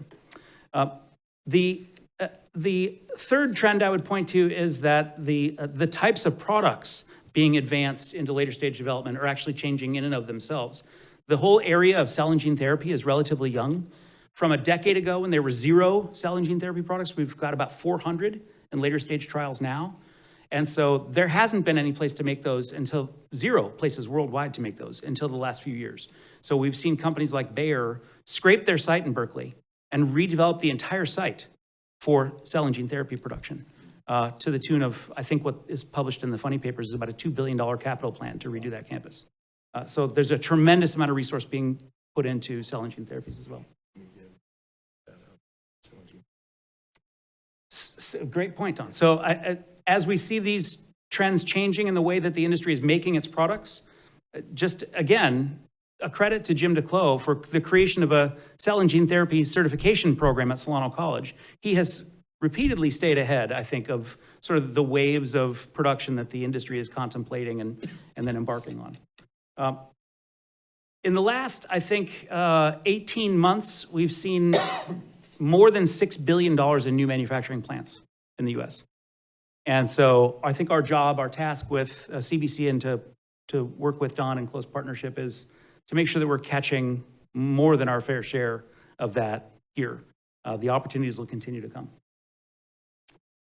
I think the training aspects of what we're talking about are acknowledged. I think the leadership programs that you've heard about often are still true. In fact, I would just point Councilmember Wiley to a comment made by Sue Desmond-Hellman, the former president of Genentech and later the CEO of the Bill and Melinda Gates Foundation, who spoke at a White House meeting in November. And if you haven't seen this, I'll be happy to send it around to the whole council. She specifically highlighted the program at Solano College in a White House meeting. And so it's great to see that kind of leadership and acknowledgement from, at the highest levels, from a White House table on a day like that. Fantastic opportunity to continue to build upon that. And I think UC Davis has similarly played a role for us in partnership.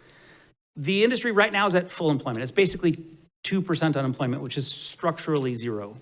There aren't, tens of thousands of new graduates to find anywhere.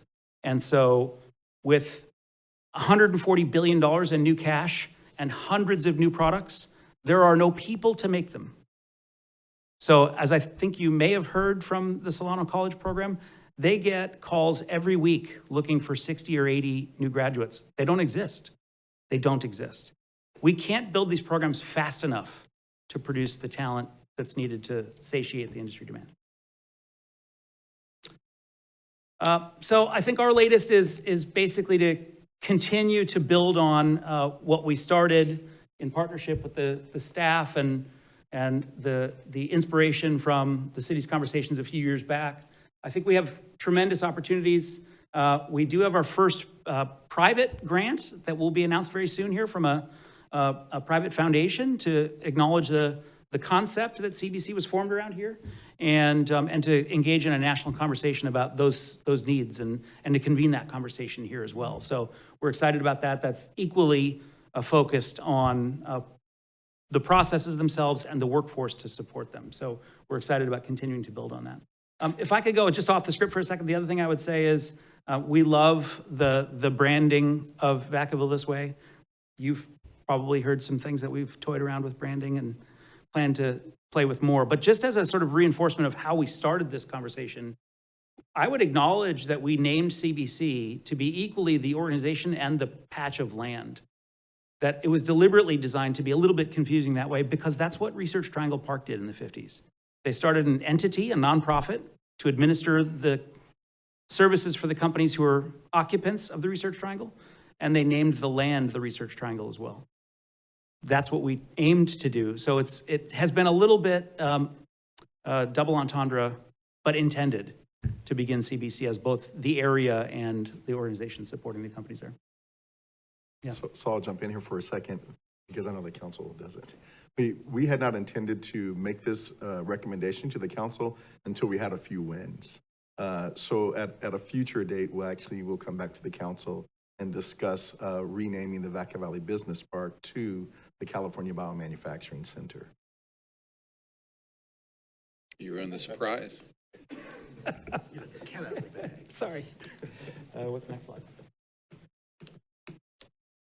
Okay, so we are hiring a few staff to, especially to go along with that grant, and have engaged a very detailed conversation with the University of California, which is as interested as we are in building a pilot scale facility. So to support those hundreds of companies coming through that bottleneck that are in scale up. Scale up's the greatest need at the moment around the country.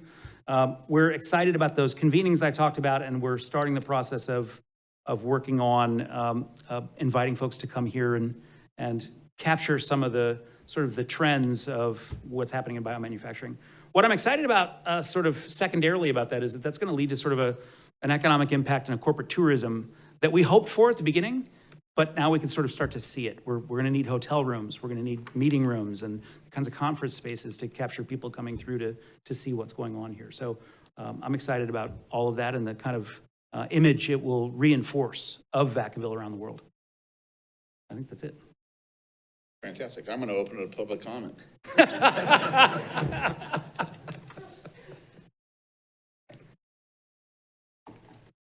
Okay, I'm going to close public comment. We're going to move to 9C. Mr. City Manager, take it away. Thank you, Mr. Mayor, members of the City Council. So this final item before you tonight is the approval of funding allocations for the American Rescue Plan Act revenues. Our Director of Finance, Ken Massamia, is here once again to walk the City Council through this funding source.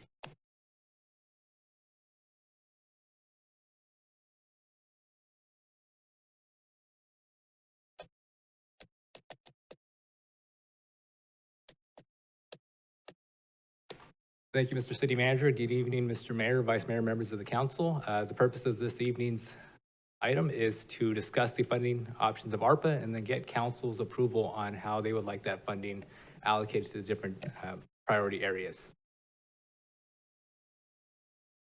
So to start, here's a timeline of the events leading up to this evening's presentation. So back in June of 2021, the city received half of its ARPA funding allocation, which was $6.3 million.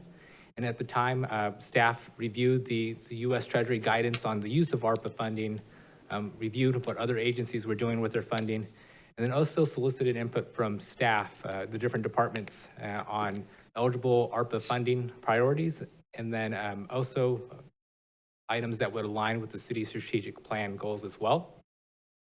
These items were presented to council in October of 2021, along with an option on how to engage the public and get their feedback on how to spend the ARPA funding money.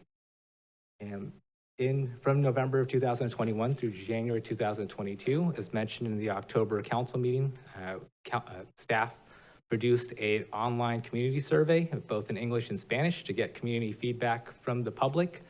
The survey was preloaded with funding priorities identified by staff, and also requested from the public feedback on any items that weren't covered as well. Extensive public outreach was done through the months of November of 2021 through January of 2022. And also during this time, in January, the U.S. Treasury also issued final guidance on how the ARPA funds could be used. The biggest change with the U.S. Treasury guidance was really adding additional flexibility on how we can use the money. Primarily, every agency was allowed to take a $10 million standard allowance and revenue loss. And this is important because that is the most broad category, and with that allowance, agencies can use that funding for really any sort of general government purpose. In February of 2022, staff brought the results of the community survey to council, presented those along with 3 allocation options that were responsive to the survey results. And of the 3 options that were presented, council preferred option 3, but requested the item be brought back, which leads us to this evening. Right. And so this slide right here shows the different funding priorities. There are 6 of them, along with the recommended amounts, which is this column right here from option 3. Under this option, even with the allocation proposed, it would leave $1 million in uncommitted ARPA funds for council to use to address any of the currently identified priorities or any of the unidentified priorities or new ones that either came through public comment or that council like to allocate funding to. The column in the middle right here, the survey mean, was based off of the survey results. This is the average, if you're using the mean average of the amount submitted for each one of these priority areas and initiatives. And then in our February presentation, there was a request to see the average by median average as well. And so this final column right here is that median average as well for comparison purposes.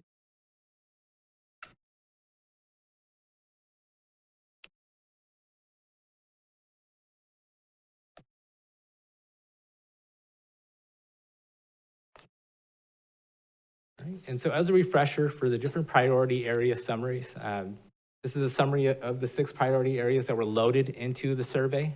And so under the infrastructure priority area, the initiative here is funding for sewer improvements for the downtown area specifically. Under the housing and homelessness initiative, the funding initiatives here are for a local navigation center, funding for a regional center as well in Fairfield, and then funding being set aside for projects that promote or develop affordable housing. Under the economic recovery priority area, the initiatives here are workforce development and job training, primarily targeting the youth, low-income residents, and individuals who have lost their job due to the pandemic. Funding for the Chamber's Entrepreneurs Expo. This is an annual expo that's held. And then also funding for the Chamber of Commerce's scholarship program. Under the direct aid to households priority area, this would cover delinquent bill, rental and food assistance, and also eviction prevention and housing stability services. And under the aid to nonprofit and small business priority area, some of the highlights in this priority area would be the Shop Local program funding for that, as well as a lodging needs assessment for Visit Vacaville. And the final area is the city services, and the funding here would go towards restoring revenue loss, pay unreimbursed pandemic expenses, and also general city services as well. So staff is proposing changes to two of these initiatives that were presented back in February. The first initiative is the Affordable Housing Initiative. These changes are due to the feedback that was received that evening and also due to an updated status of the delinquent bills, the status of the bills here at the city and the delinquency amounts that we're seeing. So with the first initiative for affordable housing, as council may recall, back in February, the Allison Drive apartment project loan was approved for $3 million. And when ARPA was presented back in February, the recommendation was to take $2.2 million of the ARPA funding to fund most of this loan, with the difference coming from a separate funding source. And while council seems to, the consensus is that they're supportive of the project, there was discussion over whether there was too much ARPA funding be dedicated to the Allison Drive project. And so in response to that feedback, what staff is recommending here is funding that loan, not out of the ARPA funding, but out of Measure M. What this would do is it would keep the loan itself as a single source. It would be funded primarily out of Measure M as opposed to the split funding that was proposed back in February. The other change that would come with this is that in the ARPA funding, we would drop that down from $2.2 million to $1 million, and this $1 million would be in the affordable housing category to be used for future projects to be determined. The second item here is the delinquent utility bill assistance, and what's being proposed here is increasing the amount from $500,000 in ARPA funding to $1 million, and this is primarily due to the utility bill delinquency amounts that we're seeing through the month of March. We have $1.5 million. That is the current amount that's owed in utility bills for sewer and water at the end of March. And 43% of those accounts have balances owed over 90 days. We know that the state will be, we've applied and expect to be approved for $700,000 to $800,000 from the state to address these arrearages. But the increase to $1 million, this would help deal with that funding gap that would exist to address that $1.5 million in utility bills. So the results of these two changes, if approved, would actually increase our uncommitted ARPA funds. So back in February, when we had proposed option 3, there was $1 million in uncommitted ARPA funds to be used in the future to identify any new or address any new priority areas. This would be increased to $1.7 million if those changes are approved. And as stated on the slide, it could be used to further address the identified priorities or any proposed new ones. Examples would include funding for the arts, which was an item that came from the public comment back in February, small business assistance, preparation of community or neighborhood plans, mental health, food security, so on and so forth. So the next steps, council action is needed on the ARPA funding priorities and budget amounts. Without any council action, we cannot spend or allocate any further ARPA money. And while there are a number of directions that council and the city could go in how to allocate the ARPA funding, staff is proposing 2 potential options this evening for consideration. Option A would be to approve the proposed funding priorities and amounts presented at the February 22nd council meeting the council was supportive of. This option would include the proposed changes to the Affordable Housing Initiative and Delinquent Utility Bill changes that were discussed a little bit earlier this evening. And then while these initiatives are occurring, it would allow the city and council to continue to monitor the fiscal and health impacts of the pandemic on the community and decide and further discuss the best use of the remaining ARPA funds at a later date. Option B takes option A even further, where council would discuss and ultimately approve the full allocation of the $12.6 million in ARPA funding this evening to the desired priority areas. And this slide is a visual representation of that. So on the left, you have, if council were to go with option A, these are the items that would fall under that on the left-hand side. And so the items that have changed would be the affordable housing, where I had mentioned previously that was $2.2 million. That was for the Allison Drive project. What would be proposed here is moving that to Measure M, keeping $1 million in ARPA funding for future affordable housing programs or projects. And then for the delinquent utility bill assistance, when this was presented back in February, the amount was $500,000. Under this, it would be increasing it to $1 million. Under option B, it would be approving the items here on the left, and then also making a determination on how best to allocate this $1.74 million on the right as well. So this includes the $1.7 million in uncommitted funds, and the two items above are a result of some of the comments that were received in the February meeting regarding the Chamber of Commerce Scholarship Program and whether or not it was appropriate for the city to be involved with the scholarships or if there was a better use of the funding. And then with the Visit Vaca lodging needs study, there was a comment that although it was a need, it might be something that would be needed further down the road because of the impact the pandemic was having on occupancy rates currently.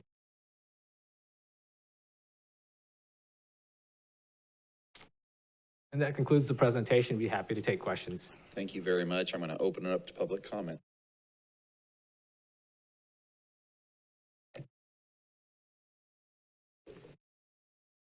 Good evening. Good evening, Mayor Roulette, City Council members, City Manager, staff, and the public. First, I just want to thank Council for the engagement you've had with the Chamber over the last several months, whether that's attending our events or just reaching out to have one-on-one conversations about issues affecting our business community. I really appreciate that dialogue that we get to have. I also want to say thank you for consideration of the items from the Chamber on the ARPA funding request tonight. We do have 4 items. All of those are designed to be funding for 3 years of longevity for our programs. So even though ARPA funding is a one-time opportunity, we're looking at programs that can have some life to them and that maybe we can extend beyond the ARPA funding as well. Those programs, they're not for our whales, they're for our minnows. So I hope that still excites you. Yes. So just to touch a little bit on each one, those something that may not have been relayed in the staff reports or further earlier conversations. The Shop Local program, that funding is for staff time, but also for direct marketing to promote that program, to keep it vibrant and to keep that platform healthy for our businesses. The Innovation Summit is a program that the Chamber had done in the past, and we're hoping to bring it back with reprogramming with a bigger emphasis on entrepreneurship and see how we can really embrace that into the event. Also, the guidebook that we're planning to print on how to do your business in Vacaville, that's a book that was printed previously where us as well as the city are running out of copies of that. And this time we want to print it in English and in Spanish to reach a broader audience. And then the scholarship program, which has had some questions, I just wanted to emphasize that that's a workforce development scholarship. It's not your typical high school student that has a high GPA, that has aspirations for a higher education outside of our city. It's really designed for career training, maybe for those students that just want to either go to Solano Community College or want to get in the trades, or even for people who are going back into the workforce and need that extra training to get back into it. So the focus there is a little different than a typical scholarship. And just in conclusion, the ask for the Chamber, our 4 programs represents about 1.2% of all of the ARPA funding on the table before you tonight, so a very small amount, but I feel will have a much bigger economic impact through the multiplier effect of that money into our community, especially the spending and the hopeful increase in commerce on the Shop Local program. So again, thank you for your consideration. I'm here for any questions. Thank you very much. Okay.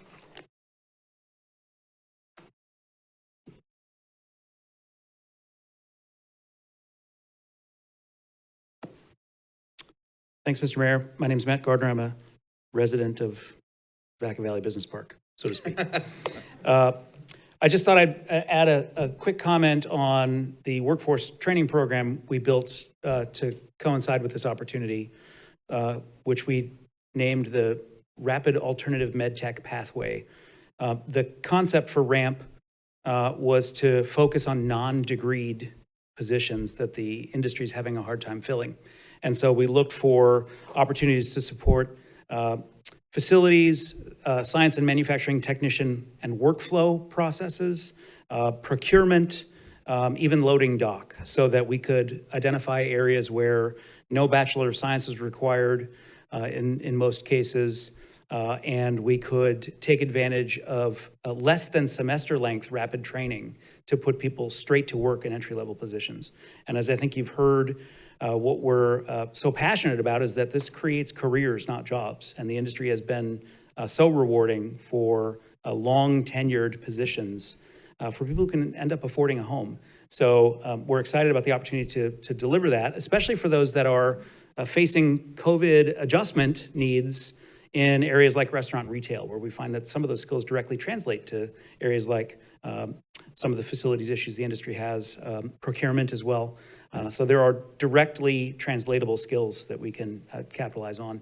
The academic institutions we've partnered with are just as excited because they're all aware that this often will lead some to seek an actual degree, a formal education program to further their education. So thanks for the opportunity. Thank you very much. I'm going to close public comment. I'm going to bring it back to the city council. I do see Councilmember Silva. Go ahead, sir. So questions both for both commenters. Debbie's closer.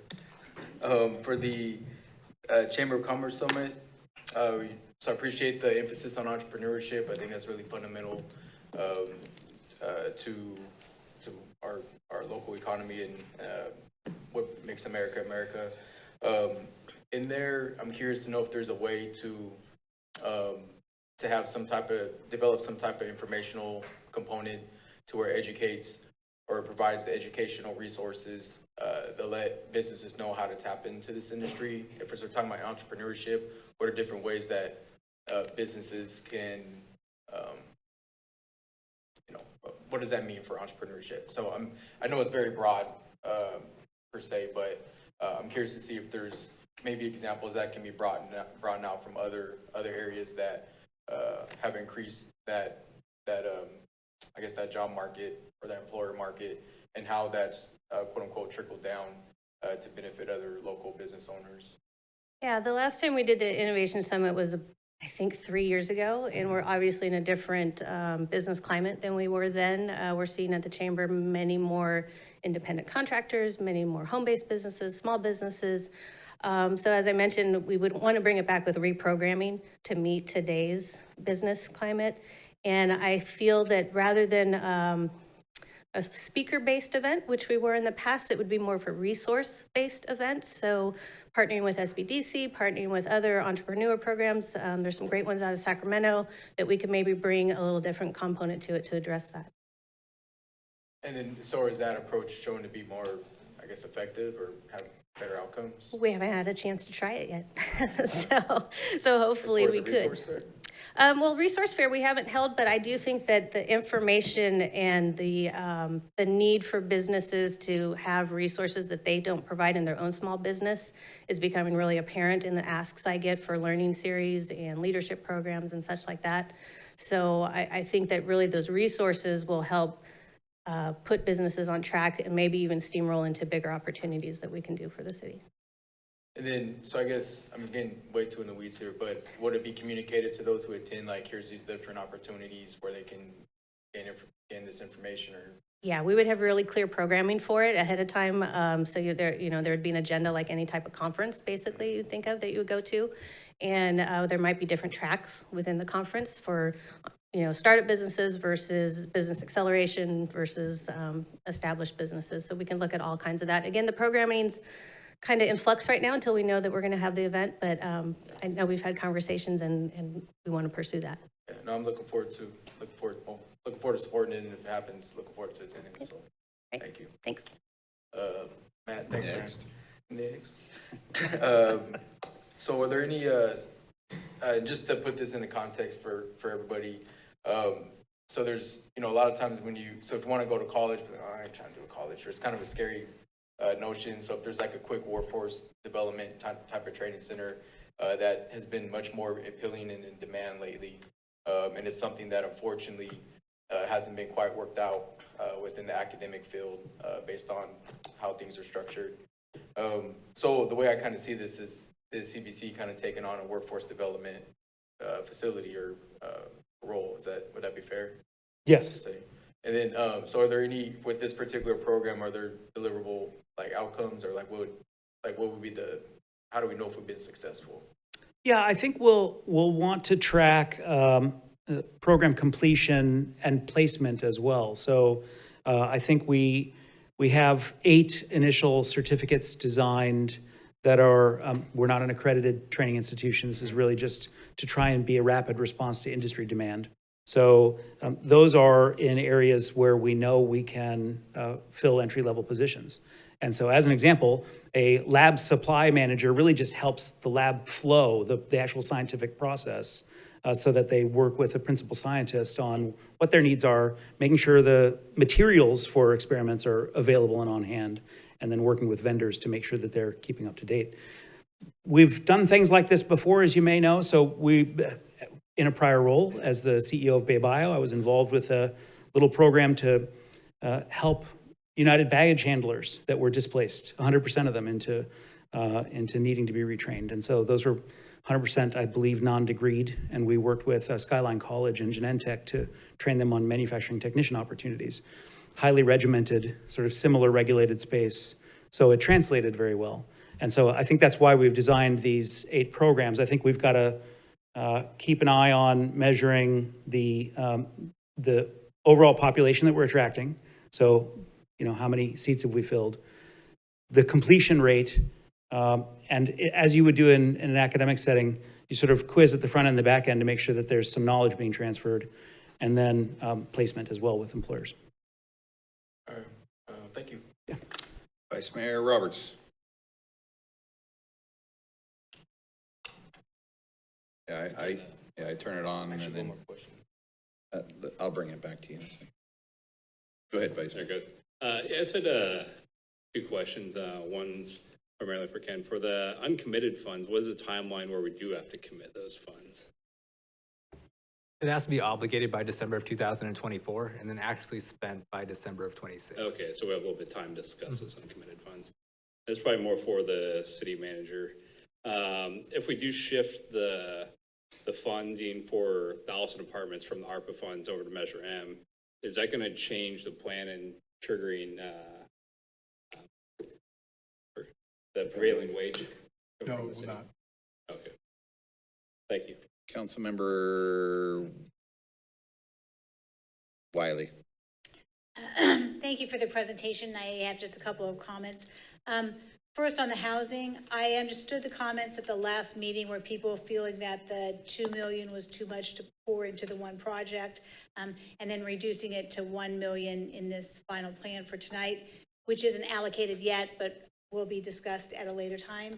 I just want to say that, housing continues to be, a big, almost insurmountable issue. And this council has worked real hard to try to bring some affordable housing to Vacaville. So in the presentation earlier tonight, when we talked about housing, we didn't have a big discussion, but we have vouchers, but besides the use of the vouchers, there's a huge waiting list for those places. So yes, I'm not going to argue against reducing this, but the $1 million will not solve our affordable housing needs either. We just need to keep making that a priority for Vacaville. And the other thing for workforce development, I think is a wonderful program. And the money that we put into that is future benefits from that because we'll have a well-trained workforce. So I'm glad to hear that part of that is also work toward the biomanufacturing. I have a question for Chamber of Commerce. In the shop local, we did also put money into this a couple of meetings ago, I believe, to try to get it started. Do we have much, I know there's more businesses that are being in it now. Is it live and are people utilizing it? I can address that it's live, and it has been for several months now. SBDC has been onboarding the businesses for that. And the city economic development department has also done some direct marketing for the program. I personally don't have any stats for you on the results of that at this point, but I know that the goal is for that to have been a 3-year program, and that with the chamber's involvement going forward, we would hope to really track that and increase the businesses participating, as well as keep it fresh. I've worked with some meetings with the company that built the platform, and they have given us some guidance on to keep it active really is to have President's Day specials and make sure the businesses are changing up the offerings on there, and just to really keep it dynamic, and that would be our goal. And we do have a digital communications manager on staff that would be one of her tasks. All right. And so when you say shop local, it's not just merchandise? I mean, do people with services, like I was currently looking for a builder and a tiler and a painter, are all those people in there also? It's designed to be a Vacaville business, and yes, services are part of that, as well as I believe there's some ticket offerings on there. I know our museum has taken advantage of it for just even their shop and different events, so it crosses over different types of industries and organizations. Right, because as fewer and fewer things are on paper, people need to see that, so I appreciate that, but I just wanted to ask those questions about that. And then I have just one question for the finance manager. This is just, maybe just a little detail, but with the delinquent utility bills that people have, when you get your bill, here's what you pay this month, and then if you don't pay it by next month, it's this much and this much, the delinquent fees add up. So when we're paying back the fees that people are owing, are we paying back just the original amount, or are we paying back the delinquent fees too? It would just be the original amount. So since the start of COVID back in, I think it was March of 20, we actually stopped assessing late fees or delinquent fees. So it would just be the actual consumption and basic fee. Thank you, because that's what I wanted to hear, because that would then really affect more people. More people would have their fees forgiven if we weren't also charging those late fees. Thank you very much. And so we're still not charging late fees at this time? We currently are not. Thank you. All right, that's all for my questions. Councilmember Stockton. Oh, thank you.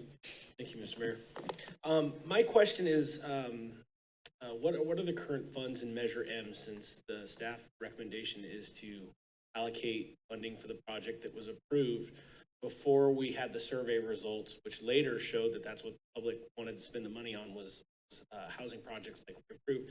So what are the current funds in Measure M? I know that's going to be a big topic of conversation coming up. We're all excited about the 3x3, but I'm curious to know how much money is in that if we're talking about using funds from there. Sure. I think the balance as of December was over 30 million. And the reason why I ask is just I think there's a tremendous amount of pressure, at least for my constituents, and I think throughout the city, that the Measure M money truly is used for the 5 major topics that were sold to them with the approval of the 3/4 cent tax. And so I'm not really sure how this fits in. I'm sure that you all have looked at that to make sure that it would fit in with Measure M, but I think if the community wants that money, the ARPA money, to go towards that project, I'm more disposed to agreeing with them and using the ARPA funds instead of the Measure M.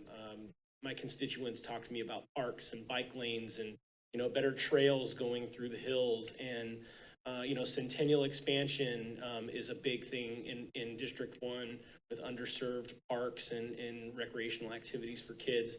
We've got, Carrie Walker does a great job, and our sports programs throughout the city are great, but they're being used in little neighborhood parks, and I just really want to emphasize the importance of the Measure M money going into some of those recreational activities instead of building apartment projects for folks when we have funding that's the community wants us to use that. So those are my questions. Councilmember Ritchie. Thank you so much for the presentation. I just wanted to kind of talk about Debbie, small business. You should just stay up. No, it's okay. I mean, I can take it from here. But it's when it comes to the shop small business, and it's kind of piggybacking on one of the questions that, as business changes, so does life of a small business owner. And it's just, as being a small business owner myself, it was an awesome time to really have a kind of self-awareness, and just kind of look in the eyes of other small business owners. It was scary because no one really knew where we're going, and it's a very weird feeling to be told that you might be forced to shut down and lose your revenue, and you can't be gainfully employed or provide commerce. So I just really commend everyone in the small business community for sticking through it and really kind of having a can-do. We're the backbone of this country, and when it comes to shop small, yeah, it is changing, and it changed with a rocket ship to find different ways to reach consumers, and we all were forced to do certain things that had to really kind of engage. But paper is changing, the way we do business is changing, but whatever we can do to really kind of put money towards like just say like geofencing. So it really be a great idea that every single small business in Vacaville has to understand that you have the opportunity to catch your consumers before they go online or out of the city. And so whenever they search online, they have to invest in the ability to anything regarding dry cleaning to getting ammunition or fishing supplies. You can find it in Vacaville. You just have to make sure that they are geofenced and all of the small business owners understand that you have an opportunity to catch your clients before they leave the community. And whatever money we can do in education to understand like infographics on how to really capture your clients in the city to make sure they shop small, don't pass your, oh, like, gosh, if I knew you were there, I would have came to your place. They have to know. So I think whatever information and education we can use to help small business owners maintain as much of the kind of grab they can in the community. And then just, yeah, the money, the 1.7, I wish, I'm a fan of arts. I did a thing on arts. But you know, I think art's amazing, and I think public art is really important. But you know, public art plus just find a way to really get back to small businesses, and obviously, mine will not on the list, but just every business besides mine, I think should really just they really fought through it, and just talk with them. There's a lot of unsung stories out there about how much they gave sacrifice. So whatever we can do to help small businesses, I think is really important. Councilmember Wiley. One other thing I wanted to say, sounds like that we're leaning toward option one and not making the decisions on all these other things at this time, but I may be wrong. But I just wanted to throw out that I do really think that with the uncommitted funds, we need to find a way to help some of our nonprofits in town, like the Neighborhood Boys and Girls Club and Opportunity House and the Levin. And I want to be able to have a program so everyone knows that they can apply for that, or so that we have a good method of distributing some of those funds if we go with nonprofits. So I just wanted to throw that out tonight. That's all. Councilmember Silva. Oh, yeah, can we get I forget prior conversations, but one of the things that we had businesses call out, you know, independently and then even in publicly about gaining access to these funds that were open less than a year. Is there what are the challenges with that, or is there any progress in being able to find a method to support businesses that were negatively impacted from COVID that were open within less than a year? Sure. So I think if council wanted to address that, the option would probably be to go under that revenue loss category. So that is the category that's the most broad. And so if I remember correctly, I think the request had to do with businesses that were open for less than a year during COVID. And so there was no way to sort of show that there was an impact from COVID because they happened to open during that time. And so if council decided to form a program, we would have to allocate it using the revenue loss category and put some qualifiers in place for that program. But that would be the area that you would want to do it in is under general government services and revenue loss. But we would need to know what sort of qualifications. Are we looking at new businesses with minority owners or under a certain employee number? Yes, great question, Councilmember Silva. We did have a small business loan or small business grant program, and we can actually add to that if the council ever decides to go down that path. For businesses that were not eligible for that first round. So particularly targeting those within that open within 1 year. Right. So our program a year and a half ago did not allow businesses that were newly open to partake in that program. If the council wishes to go that direction, that's something that the council can look into. That wouldn't be under this item, though. I'm sorry? That wouldn't be under this item. That'd be something we bring back. Exactly. Okay. Thank you. And thank you. Thanks. The other question I have on the city, under the city services for the arts, citywide arts master plan strategy, what would be the difference with that compared to what we currently have? I'm not sure who can answer that. So this would be a comprehensive look at a variety of different things. Governance for one, because we have a variety of different, bodies involved in our current structure. We look at goals and objectives, and we look at all the different aspects of procurement and the methodology of how to present art in public places, as well as just the full gamut. And so something that our Parks and Recreation Department has been looking at and evaluating, and I believe the cost to do a comprehensive master plan would be roughly in the neighborhood of about $150,000. But again, this would be something that would be a complement to things such as our recently completed downtown specific plan, in terms of, creating placemaking opportunities in downtown and other parts of the city. And so right now we have pieces here and there, but if we do want to pursue that next level, our best bet, in our opinion, is to do a master plan in that regard. Okay. Sorry, give me a sticker stock, but, okay, thank you for your answer. So last two items. So last time, or prior, in between the two meetings when this was last presented and now, I had motioned, but without pursuing the motion for bringing back on this particular item, discussion around funding for a health education council. No one here is familiar with that yet, but that would go to, essentially what that would go to is, actually I gotta hold off on that, I think, for Brown Act. So I would like for council to, I need it on an agenda to discuss Bring that allocating under ARPA. city council. And then I need another one for neighborhood plan on there. So for the recommendation, if it's for city council comments for those two, would it also go for newly opened businesses as well? Or would that be worked into this agreement here? And I'm not sure how my council feels about the arts plan. But if there's a support of it, I'm supportive. I'm not gonna hold it up. Would we need to come back with a report? So for the items that Councilmember Silva is referencing in terms of future funding opportunities, that would be something that we could come back to the council with direction on in terms of how to allocate those 1.7 million funds and uncommitted funds at this time.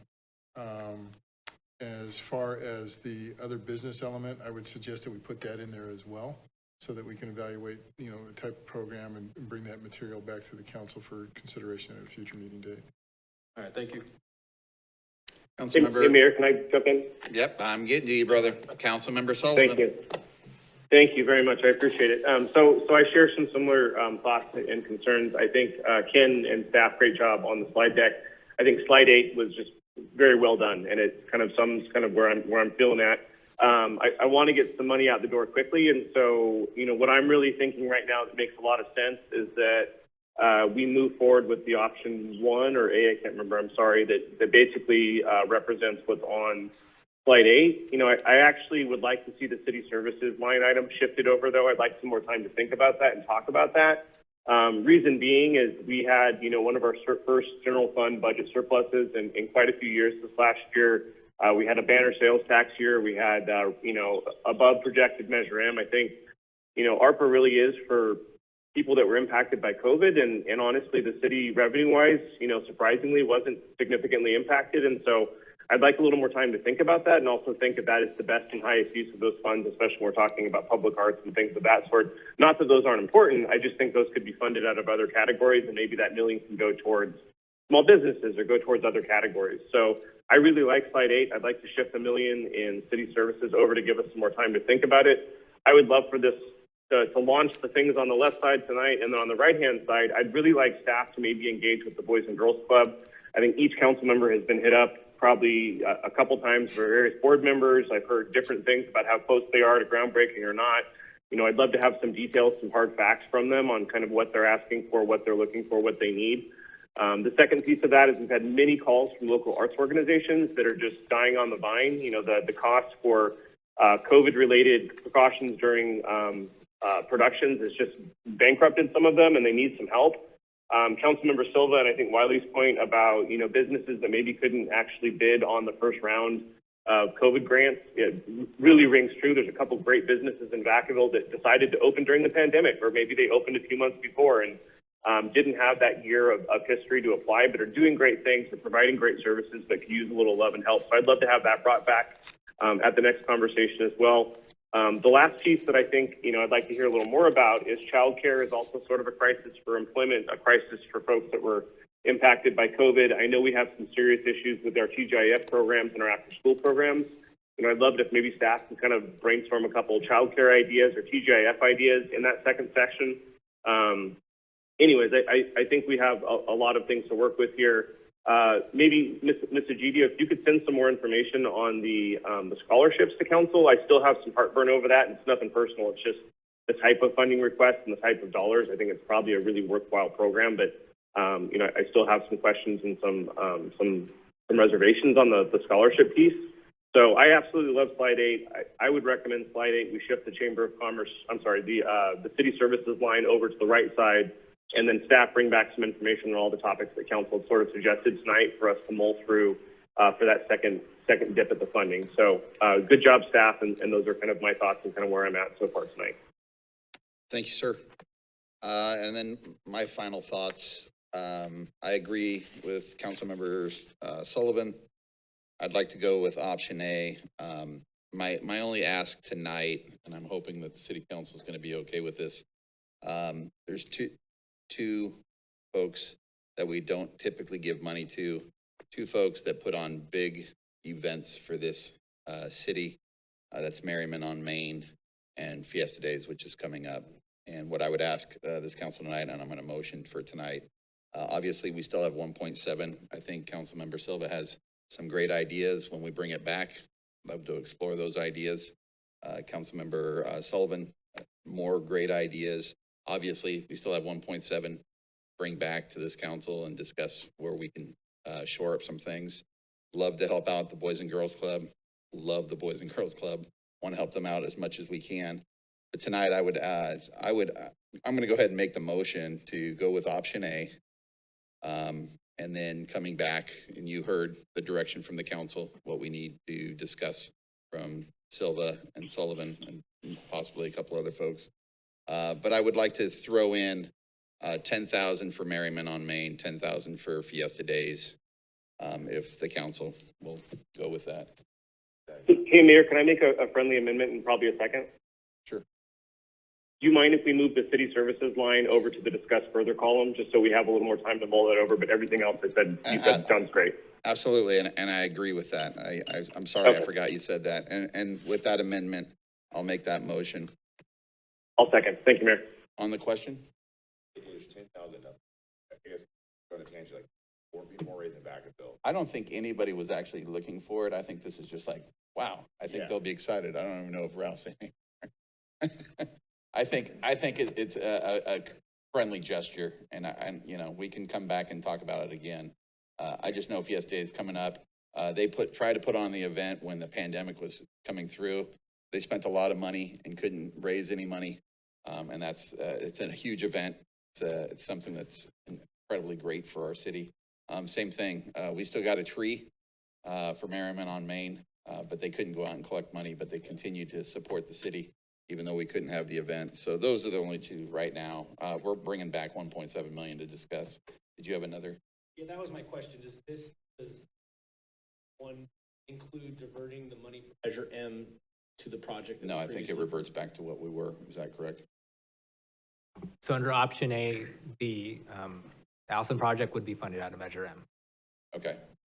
You want me to amend that? And that's my concern, is just that I think that I love that we're supporting Merriman on Main and Fiesta Days, but I think they fall more closely under what Measure M was enacted for than for the ARPA funds. So that's my hangup, is like even with art, like I believe that falls directly under Measure M, just like with the parks and the trails and those things as well. So that's my hangup. I'm going to stick with the motion. I have a second. Roll call. Quick question to. Sure. So if we is there any negative impact if we postpone city services? Great question. No, they've already been paid for. No. Roll call vote, please. Vice Mayor Roberts. Yes. Councilmember Sullivan. Yes. Councilmember Stockton. No, only because of the, Councilmember Ritchie. Yes. Yes. Councilmember Silva. Yes. Councilmember Wiley. Yes. Mayor Rolette. Yes. Okay, we will move to reports of the city manager. Mr. City Manager, do you have anything to report tonight? Just real quickly, Mr. Mayor, if I could, I'd just like to acknowledge the completion of a recent COV Connect event, our second Make a Difference Day that we held on April 2nd, just this couple weekends ago. Another successful event, I'd like to acknowledge Jill Childers, our fire marshal, and her team of very dedicated staff. Another fantastic effort. I'd also like to thank all the volunteers comprised of city staff and other members from our community. We couldn't do it without you. I'd also like to thank council for your continued support and being out there, but also funding this great program. I will tell you that for what seems like to most of you who have participated in a 6-7 hour event, it took months to put this on. And we'll come back to council with all the details and the numbers on this particular event, but another successful outing and just another opportunity to connect with our community and show that we are out there to make a difference and partner together to really improve, what's happening in Vacaville. So again, thank you to the council for your continued support of that program, and to Jill and your team for doing an excellent job. Thank you. Thank you very much. We will move on to item 11, reports of city council. We have Councilmember Silva. Go ahead, sir. Yeah, just kind of echoing off of that. This is the second time I've been a part of it, and I'll always admit that I was never quite a full believer when it was first pitched to me, but there's something about actually getting down and, working along with complete strangers and getting to know them through a couple hours. The conversations, seeing the folks that are pretty happy. The particular house that I was voluntold to go to was, my understanding was, elder woman resided there and, just kind of needed some help with her yard. And there was a small other voluntold to go there and we're just going to dig up this first part of the lawn. I'm like, oh, and then, cause it's kind of hard work. I'm like, oh, and here's this small tool to do it. I'm like, oh, can we get a bigger budget? And then, oh, we're also going to shovel up these rocks. I'm like, oh man, I can't even do that in my own front yard. So, but it's just amazing to see, knowing how hard that work it is. I did it ever since I was a kid with my dad, as far back as I can remember. Knowing how hard that type of work is, seeing how everybody pulled together. It got done quick within a couple hours, and Recology being on spot to making sure that things didn't get back up. That was really key to that, and obviously all the planning. And just to echo that house just signed up the last minute, and so staff under Jill's leadership being super flexible and accommodating to that is you can see it in the residents' souls of how much it impacts them, and I think it's a pretty phenomenal program. So I'm huge supporter of this. So a couple other things. I just want to clarify so thank you. Just a couple of things. So just to clarify, those other items will be on the next meeting agenda for to be further discussed for ARPA. When we bring back the ARPA, it won't be on the next agenda, but it will come back when we bring back ARPA. Well, then I'll make a motion for the next meeting agenda to bring back allocating $35,000 to the Health Education Council. You want to turn that around that quick? It's money. Well, I think this is really just about a request of council to support the councilman's request to an effort that he is currently working on with district dollars, and explore the possibility with the greater council to spread that cost on a citywide level, if I'm not mistaken. And so that's the conversation that I think the councilman's looking to have with the collective council. Can you have a report ready to educate this whole council by next meeting? It will be tight. If we can try to get it on the 10th or the 24th, that would be. We could give them that leeway. The next meeting is the 10th. Understood. So I'm saying the In 10th May. or the 24th of May. Oh, the 10th is fine for that one. Or the 24th. Huh? Or the 24th. Or the 20. All right, so I need to clarify my motion. So the motion is to bring back allocating ARPA funds to fund the contract proposal for Health Education Council and to also possibly reimburse district funds that would go to support phase 1 of this contract that you guys don't know about yet. Clean? By 5/24. So we have that motion. We just need a second. I'm going to second. Roll call vote. Councilmember Sullivan? Yes. Councilmember Stockton? Yes. Councilmember Ritchie? Yes. Councilmember Silva? Yes. Vice Mayor Roberts? Yes. Councilmember Wiley? Yes. Mayor Roulette? Yes. Thank you, everybody. Second motion, to also bring back for discussion, and this one can wait till when the rest of it comes back, for a neighborhood plan, to look at our more underserved, quote unquote, lower income areas, to develop a neighborhood plan for that in the amount of up to 120,000 to be discussed or earmarked for ARPA funding. We do not need a motion. You just give direction and they'll have it for you. Perfect. Well, I don't know, because last time, We'll get you. can I stick with the motion? I would like to stick with the motion. I'm learning from mom. It's going to be, Mr. City Manager, you heard the direction from it. I think just to make sure to give the councilman the confidence that he's looking for, if we It's can. going to be discussed openly, 1.7 million to how we're going to spend it. Correct. I'm comfortable with that it will definitely be part of the. Because then I'm going to make a motion to bring it back for Boys and Girls Club, and then I'm going to make a motion, we're going to bring it back. We've heard you loud and clear tonight. Well, okay. Are you fair? Is that fair? I thought we heard it last time, but thank you. Do you have a third one? Yes, I do. Okay.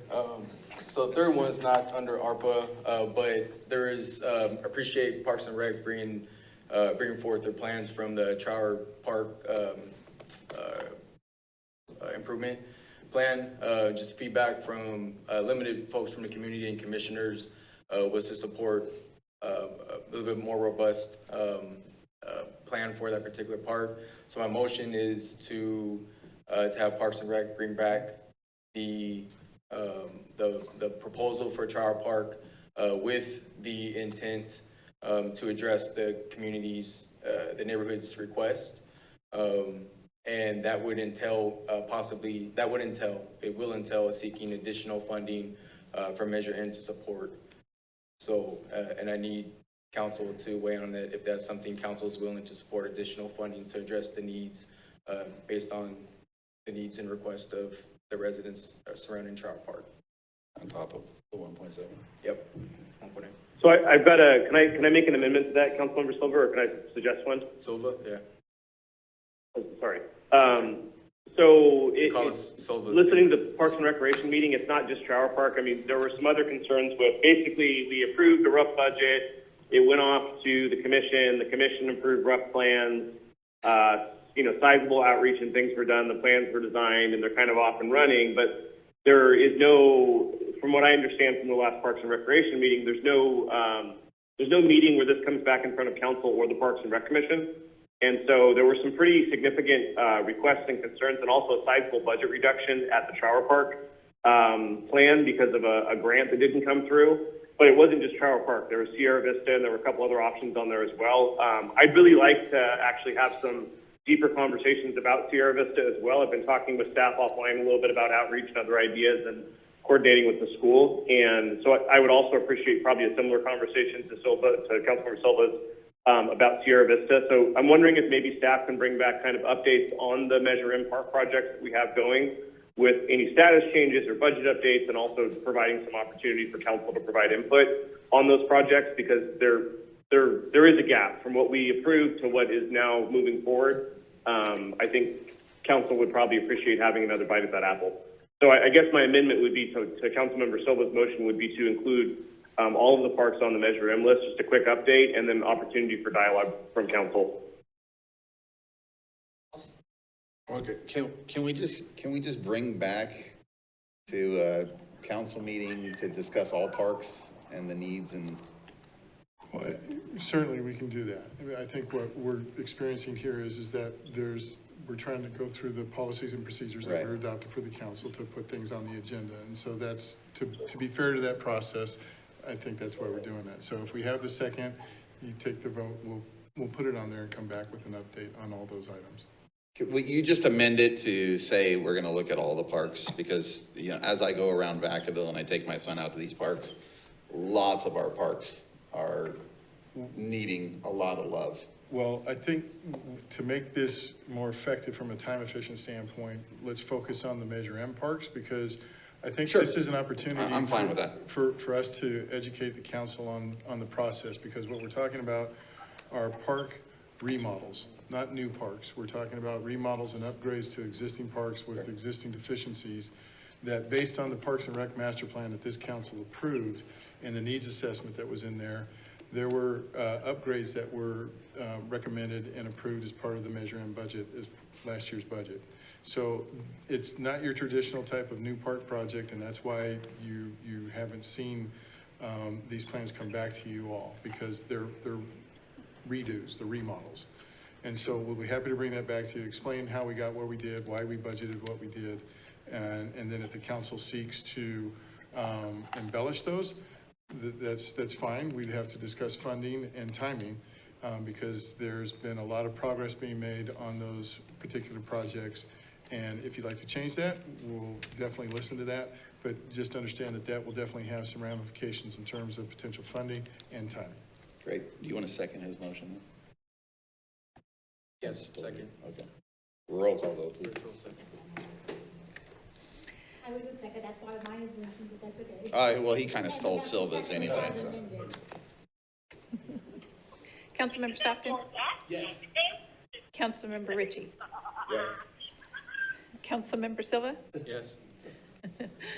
Councilmember Sullivan?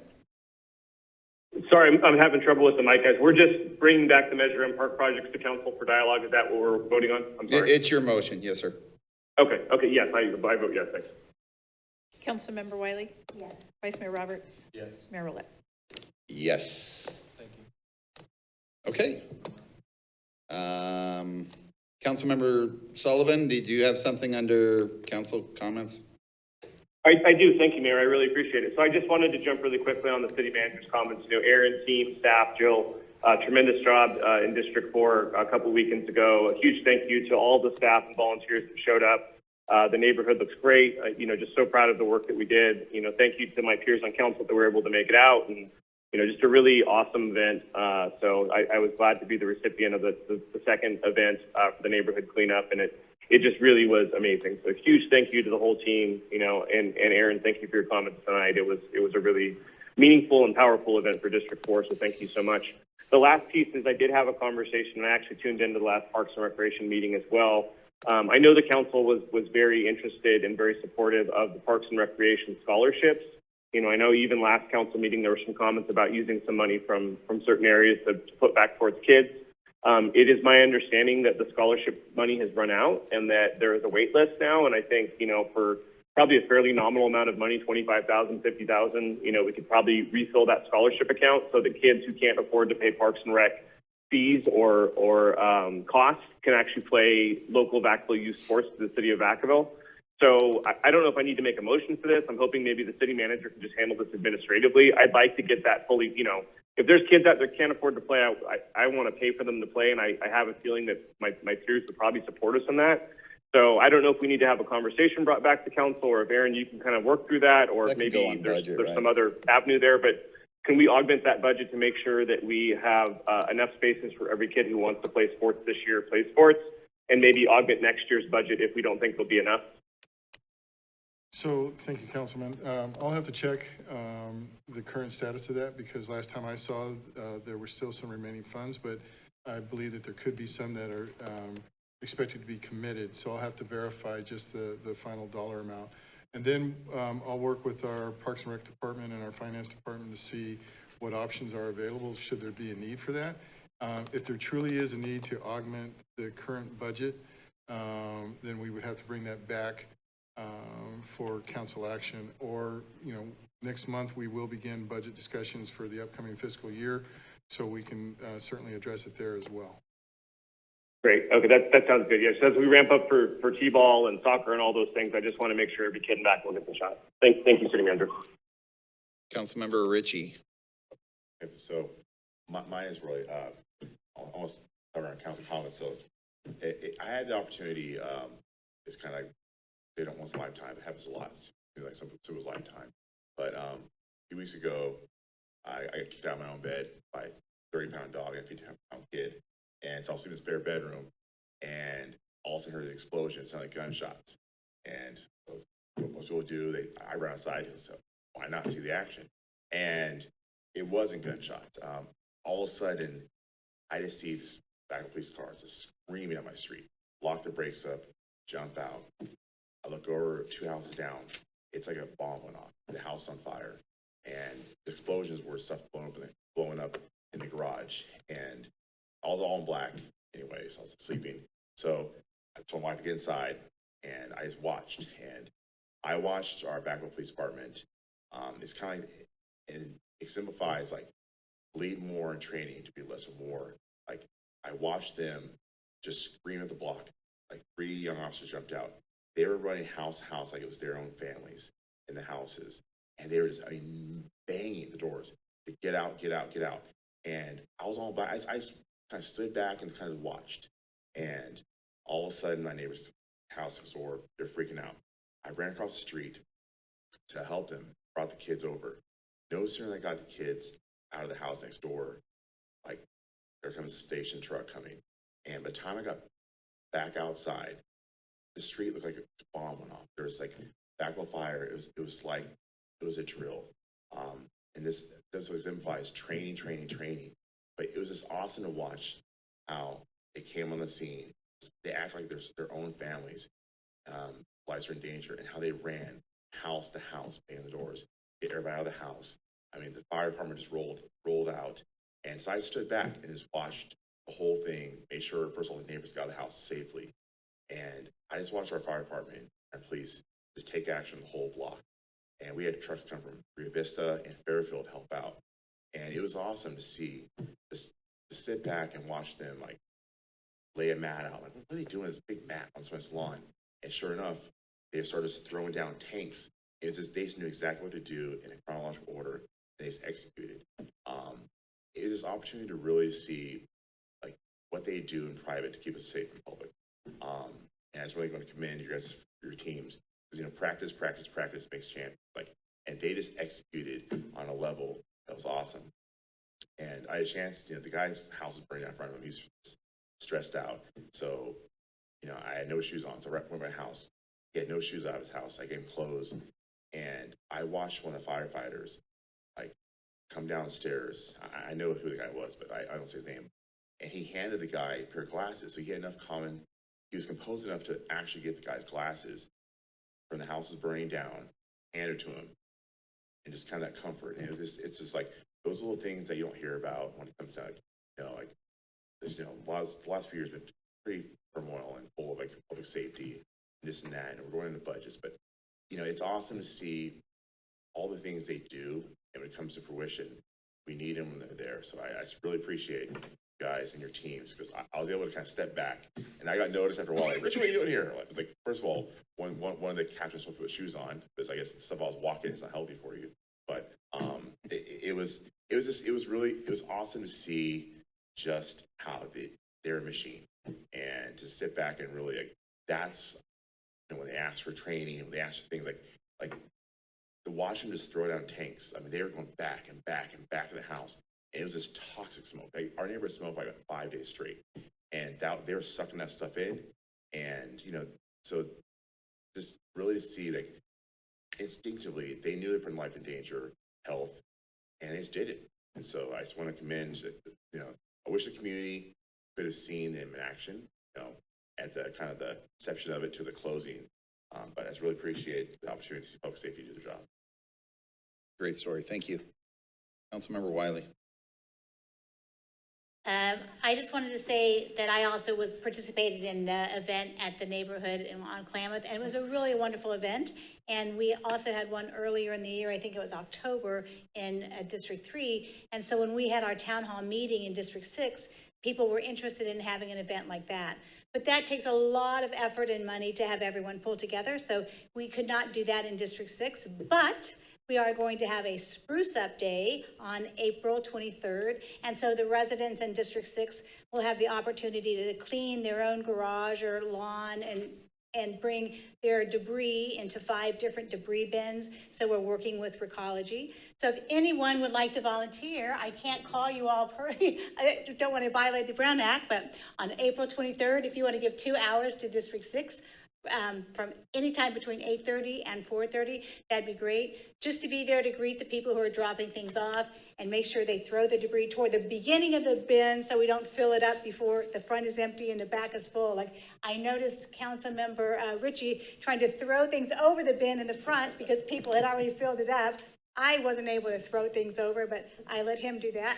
So that's April 23rd, and I just think it's a real great idea. And our District 6 is very involved. We have a little neighborhood group, and they had a meeting a couple weeks ago, and we had planning commissioners, and we had Parks and Rec commissioners, and we had city staff, and from police. So it was really great for the neighborhood to see the people. So I think that's one thing that our districts are doing. You know, we just did our district map at a special meeting last time, and it is good to have districts pull together to be part of Vacaville, but also to know each other and work together. So one thing I would like to see in the future for City Council is a little information about proclamations and resolutions, because I don't know exactly if there's a policy or how that's decided. Because I had a resident talking to me about a resolution for aging, and I have worked with the city manager, and that's going to be in place for May, because May is the month for aging, like we had the housing resolution tonight. So I'd just like a little bit more information so everyone understands what the policy is or the procedure for resolutions and proclamations. So that's, Yeah, we just passed that. I thought we had a year and a half recently. ago, or Yeah, we'll get that Okay, copy back to perfect. council. Thanks. Vice Mayor Roberts. Yeah, just 2 things. First one's on the same day as neighborhood cleanup that city manager spoke of earlier. There's also VacaCon, which is put on by Parks and Rec, which is a really fun event, seeing everybody dressed up in either store-bought or handmade costumes. Councilmember Sullivan, and myself all dressed up in costume, got to judge the costume contest, essentially. So it's a really fun event. There's surprisingly a lot more people than I expected to be there, and looking forward to next year's. The second piece is regarding the district dollars. I had a conversation with the city attorney, and actually asked her a question on the part about donations, which I was talking about with the community park or the community garden. And you mentioned that it'd have to come back to council. What exactly would have to happen to bring that back? Do we just revisit the item and look at the categories? Sorry, right now it's my understanding that donations are not an approved category under the district dollars program. So yes, you would have to agendize that item and bring it back for further consideration by the council. City manager wants to add. And I would just add that, you know, that was intended to be a pilot program to try to infuse some opportunities for the different districts into the community. And so we started out with some, you know, recommended policies and guidelines. And I think we're all learning, you know, the good, bad, and ugly associated with that. And so I anticipate coming back to council at a meeting sooner than later with some ideas for conversation about how we use those going forward. Okay, yeah, I really appreciate the district dollars and the pilot programs. Just this one little hiccup made me want to think about revisiting the approved categories, or at least amending it. So looking forward to discussing that again. Thank you. Okay, I will wrap it up for council comments. At first, I want to say, and we have just a small amount of staff here tonight. However, very excited. I was bouncing through these hallways, and I want to thank this council for bringing us back in person. It's a different feeling. It's a different feeling to be here and see everyone. Through the last 2 years, this staff, and I hope you take this back to all your staff members, you guys have been through an incredible amount of, obstacles and things that have been thrown at you. And it's tough when you're on Zoom, people forget they're talking to a person and you just start spewing sometimes hate, sometimes horrible things. And you guys have been the brunt of a lot of that. And so I just wanted to take a moment and just thank you for everything you've done, everything you've endured over the last 2 years. I'm going to knock on wood because I hope that we stay in session, in person. I hope nothing else jumps back off and we have to run back to Zoom, because I personally hated Zoom. I love the interaction. I love people coming to the dais and to the podium to speak. But I just can't thank this staff enough for all you do. And I appreciate you thanking the fire and police departments. But you guys are an incredible staff. You guys, every department, and I can go through every one of you, have done an amazing job. I absolutely want to thank Brian McLean. He's been helping us out with an issue, and I wanted to publicly thank you for all your hard work with that. And then the final thing, and all the staff, I'm including everyone besides Aaron. I'm including everyone. We had, that was a great note, but we did have an incredible man pass away, a dear friend of mine, and Roy Stockton. Thank you very much, Councilmember Stockton, for giving me a call and saying that we should absolutely close this meeting in remembrance of him. Bruce Simpson passed away unexpectedly.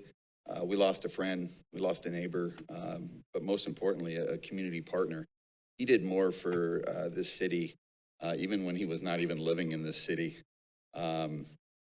He was a retired Walnut Creek police officer, a husband to one of our own Vacaville firefighters, fire department engineers, Mindy Simpson. Bruce made it his business to seek out opportunities, champion fundraisers, events, causes that would bring the community together. I can't emphasize enough of what he did, and I'm going to go through a few things, but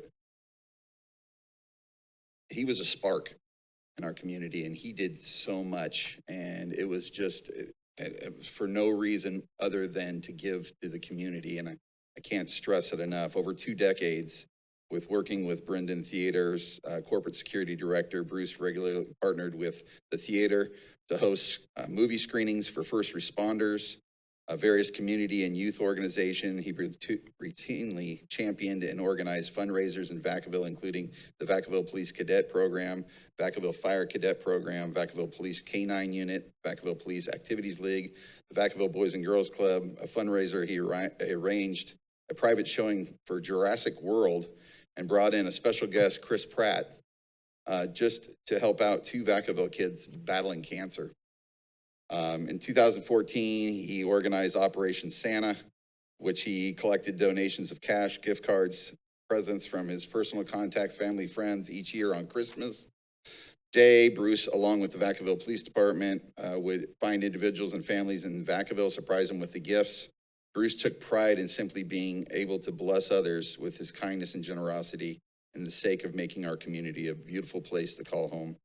In 2017, when approached by family friends Jeremy and Felicia Johnson about setting up a sensory-friendly, as you folks know, my son's autistic, they have sensory issues. He actually reached out to me and said, what do you think, would this work?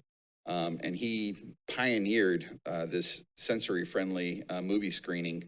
And so he could make sure that the kids with special needs were able to go into the movie theaters and enjoy it when they would dim, or actually they would raise the lights, they would dim the volume so these kids could sit through the movies that they couldn't normally sit through. He did always around April for Autism Awareness Month, which we are in Autism Awareness Month right now. Some of these children and families were be able to be there for the first time just to see a public screening. For all the friends, family, and community that knew Bruce, for anyone that came to call him a friend, he had a true calling, and it was genuine heart to serve and help others. During the celebration of life for Bruce, his wife, Mindy, had the following request: the greatest thing you could do for Bruce's memory is to go out in the world and just do good. And keep your eyes open for people who are in need and make it happen. Although that we are very saddened that Bruce is no longer with us, we are beyond grateful for over 25 years that he spent serving this community. And I would like to close this meeting in remembrance of Bruce Simpson. And thank you. So with that, we are going to go to 12A. It's closed session. We will not be reporting anything out. So with that, good night, Vacaville.